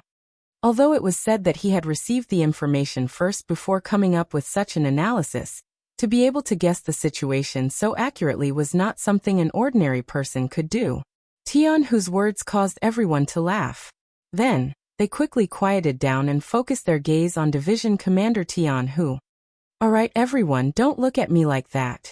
Since everything is going according to the previous plan, what are you waiting for? Let's split up and move. Remember, our 1st Cavalry Division does not make a move. Once we make a move, we have to show our might. We've been surrounded for more than a month. Now is the time for us to collect our interest. When Tian Hu said this, his body revealed a strong self-confidence. His gaze was filled with incomparable confidence. That was victory would definitely belong to them. With 16,000 people, they were going to fight 80,000 people. No. It was 95,000 people. If it were any other army, they would not be able to defend well even if they wanted to. However, Suhi wanted to take the initiative to attack. Just this boldness alone was not something an ordinary person could do. Of course, sometimes fighting a war not only depended on courage, but also on strength. Did the 1st Cavalry Division have this kind of strength? The answer was, of course, yes. They had this kind of strength. Although they were not an all-firearms army like the Cold Vanguard Army, they still had advanced weapons that other cavalry divisions did not have. For example, they had the Big Dipper crossbow. The full name of the Big Dipper crossbow was the Big Dipper steel crossbow. It was a batch of cold weapons manufactured in Yangxie's military factory. Its biggest advantage was that it could fire 7 arrows consecutively. Moreover, its range could reach up to 150 paces, which was about 120 meters. If it were not for the fact that some parts of the Big Dipper crossbow were very troublesome to manufacture, it would have been supplied to the entire army long ago. However, it could not be used by the entire army. For example, the 1st Cavalry Division was equipped with the Big Dipper crossbow. In order to complete this mission, Tian Hu brought along the Big Dipper crossbow. At this moment, every soldier was equipped with one. As for the bows and arrows, each soldier was equipped with 10 sets, which was a total of 70 arrows. In total, the number of bows and arrows alone was close to 1,000,000. This was quite a shocking number. It was also the entire stock of the 1st Cavalry Division. Even if Yangxie's military factory were to manufacture these, it would take more than a year of hard work by thousands of people in a special department. Using so many bows and arrows on a single enemy, one could imagine what kind of shocking result it would have. The reason why Yang Chendong dared to put the 1st Cavalry Division in such a dangerous situation was because of the Big Dipper crossbow. Such a good weapon, whether it was for defense or offense, was a powerful weapon. Knowing the strength of this weapon, Yang Chendong had already ordered Yangxie's military factory to speed up production. It was a pity that what Yangxie lacked the most were iron and copper ores. Although they had occupied a lot of territory and obtained some similar resources, they had given them to the Navy first. In comparison, the demand was greater than the supply. Otherwise, the strength of the 5-star army would increase by more than a level. With the Big Dipper crossbow, the 1st Cavalry Division would be like a tiger that had grown wings. After Division Commander Tian Hu gave the order, the 4 commanders stood at attention and walked out of the camp one by one. Following that, the various regiments quickly gathered. Tian Hu and Recon Battalion Commander Hu Helu each found a regiment and joined the army. A crazy counterattack that had been prepared for a long time began. According to the previous battle plan, the 4 regiments split into 4 different directions and began their counterattack. The first to face the enemy was the 3rd Regiment commander, Huan Lu. Hu Suar had been a subordinate of Tua Tua Buhua, and Tua Tua Buhua had died at the hands of the Walla cavalry. Because of this, Hu Suar hated anyone who was on good terms with the Walla more than anyone else. When he led a regiment of 4,000 elite cavalrymen out of the camp, they charged towards the 10,000 Ely cavalrymen on the west side like wild horses. 3rd Commander, we have to move quickly. After we deal with this, we still have to help the other regiments attack the Southern Empire. Let's end this quickly. Vice Division Commander Hu and Vice Division Commander Lu urged their horses forward as they spoke to Hu Bo, who was also charging forward. Understood. After Hu Bo agreed, her expression did not change, but she waved her whip even faster, leading the 3 regiments to charge towards Ili Bali's army 8 li away. Tingmu Shi was quite good at leading his troops. Out of the 80,000 soldiers under him, he sent out 40,000 to guard the east, west, and north sides of the Ala mountain pass. The east and west sides each had 10,000 cavalrymen, while the north side was facing Hoboksari city, so he sent 20,000 cavalrymen. The other 40,000 cavalrymen were placed in the south, which was the direction of Ili Bali. This was to ensure that if the situation turned bad, he could retreat quickly. At the same time, in order to prevent the 1st Cavalry Division from suddenly breaking out, he kept the distance between the 2 sides at least 8 miles. This way, even if there were any movements, his troops would have some time to prepare.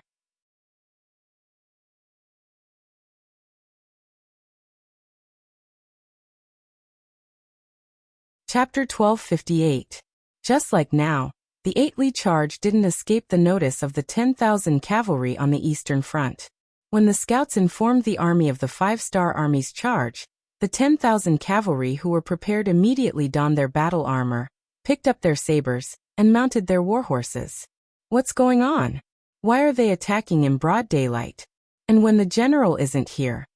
After a deputy general mounted his horse, he could already vaguely see a torrent of smoke and dust charging towards them from afar.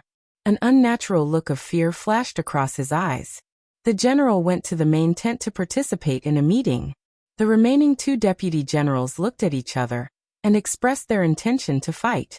After all, the scouts reported that the enemy only had around 4,000 cavalry. They had 10,000 cavalry here. Even if they were unprepared, they still had the confidence to win against 2 times their number. However, for safety's sake, one of the deputy generals said to a young scout, "Hurry to the main tent and inform the general that the 5-star army is about to break through from the east." The young scout turned around and left. Around 5 minutes after he left, the 4,000 cavalry of the 1st Cavalry Division's 3rd Regiment appeared. It was still the same formation of the tip of the arrow. The 4,000 cavalry were divided into small groups of 30 or 40. They formed over 100 groups and charged forward. Looking from afar, the horses galloped and the red flags fluttered. It was quite a sight. They overestimate themselves. Everyone, draw your sabers and charge. When they saw that the enemy only had around 4,000 cavalry, the 2 deputy generals revealed a confident expression. They already couldn't wait to make a big contribution. If they could deal with the 5-star army's cavalry before the general returned, the merit would definitely be given to the 2 of them. As the 2 deputy generals drew their sabers and brandished their reins, the rest of the Ili cavalry also followed suit and charged forward while shouting and yelling. Compared to the 3rd group that had come from afar, it was only slightly more powerful. Facing an army that was twice their size, the 4,000 5-star army's cavalry did not show any fear. They were the strongest cavalry in the world. They had the strongest cold weapons, the 7-star crossbow. They had the sharpest saber and the will to fight. They did not fear any enemy. Prepare to fire. When Hu Bo noticed that the enemy was only 1 li away from her, she shouted loudly. Following this shout, a small crossbow appeared in the hands of every soldier. It was the Big Dipper crossbow. Everyone, slow down your horses and wait for the enemy to come within 150 steps before launching a progressive attack. According to the requirements of the usual training, the team leaders of the arrow tip began to make various preparations according to the training outline. The 4,000 5-star army cavalrymen, who were originally charging at an extremely fast speed, seemed to have taken some sort of medicine at the same time. Their speed began to slow down. The deputy generals who were currently being attacked by the other side immediately understood what was going on. One of them immediately laughed loudly and said, "Did you see that? In the face of our charge, the 5-star army has admitted defeat. Come on, let's use this opportunity to charge forward and settle this with a single battle." At that moment, the cavalry's morale was greatly boosted. When they saw the 5-star army slow down, They instinctively thought that the enemy was afraid of them. They immediately shouted loudly and increased the speed of their whips. Because of this, the distance between the two sides did not decrease due to the five-star army slowing down or even stopping. On the contrary, the distance between the two sides was still rapidly closing. 300 meters, 200 meters, 150 meters. As the distance between the two sides grew closer and closer, they could even clearly see the cold gleam of the enemy's saber under the sunlight. The distance between the two sides was less than 100 meters, and it was approaching the distance of 80 meters, 70 meters. Fire! Hubo shouted out loud. Following that, arrows were shot out like a swarm of locusts towards the charging enemy cavalrymen. At such a distance, the cavalrymen also began to reflect the arrows. In a cavalry battle, this often meant that close combat was about to begin. Most of the time, arrows were just the prelude to close combat, so no one took it seriously. Xiao xiao xiao. Xiao xiao xiao. Both sides shot back and forth. It seemed very lively, but the results were very different.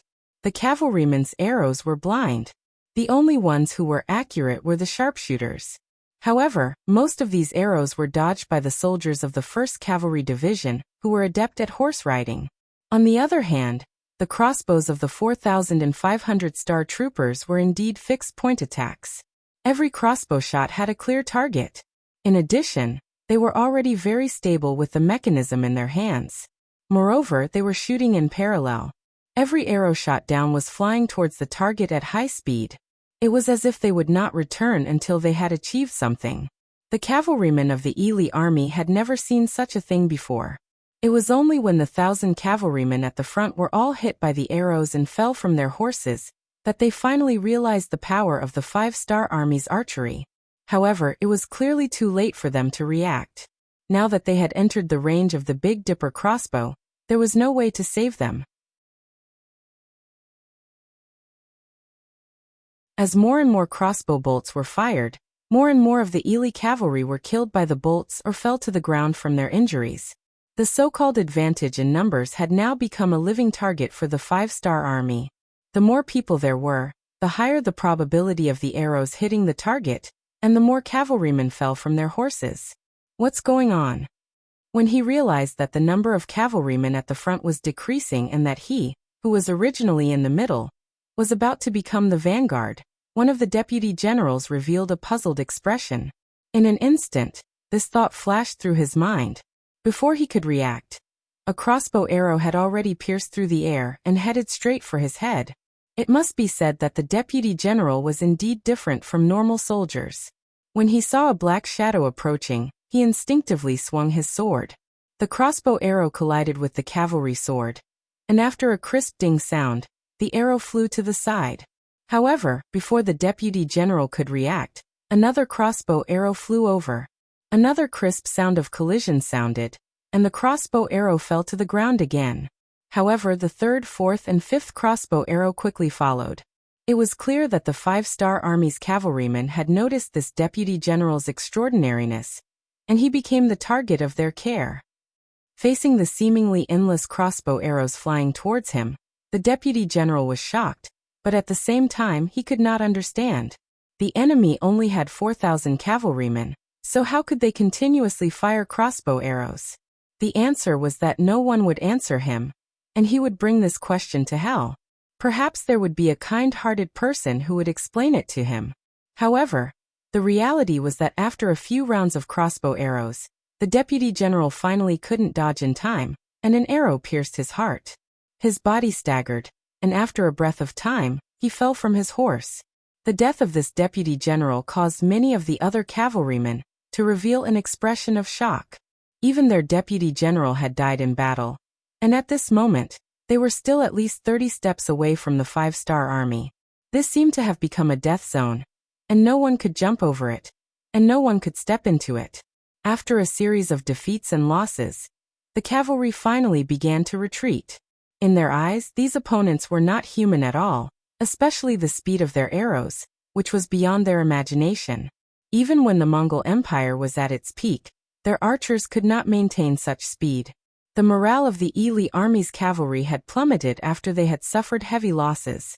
They were no longer as high-spirited as before. Some of them had even turned around and left. They wanted to maintain a sufficient distance from the 5-star army. Want to leave? A mocking look flashed across Huboer's face. What did they think the 3rd Regiment was? That they could come and go as they pleased? Was this really a market? Come on, boys, it's time for us to charge. Charge!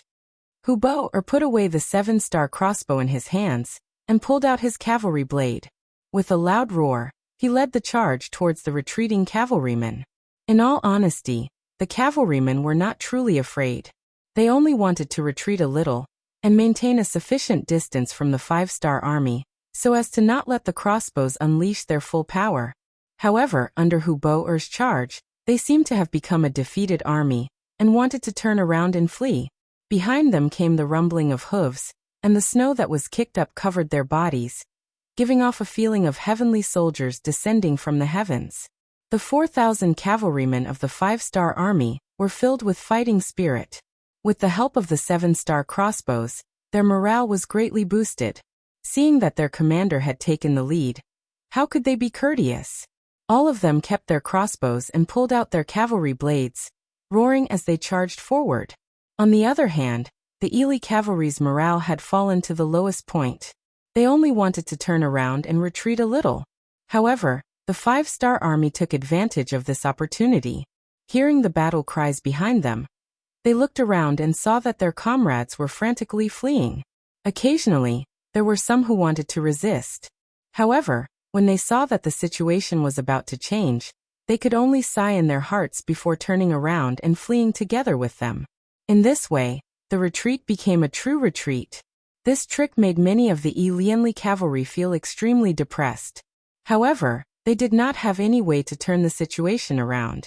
This was because if they stopped and dared to turn around, they would have to face the cold blades and merciless killing intent of the 5-star Corps cavalry. You're tuning in to the Limei's Wuxia Whispers YouTube channel. We're so grateful for your support, and don't forget to subscribe to join us on this incredible journey through captivating stories. Your generosity through donations truly makes a world of difference, as it's the primary source of revenue that allows me to expand and enhance this channel for you. Thank you from the bottom of my heart for being a part of this adventure.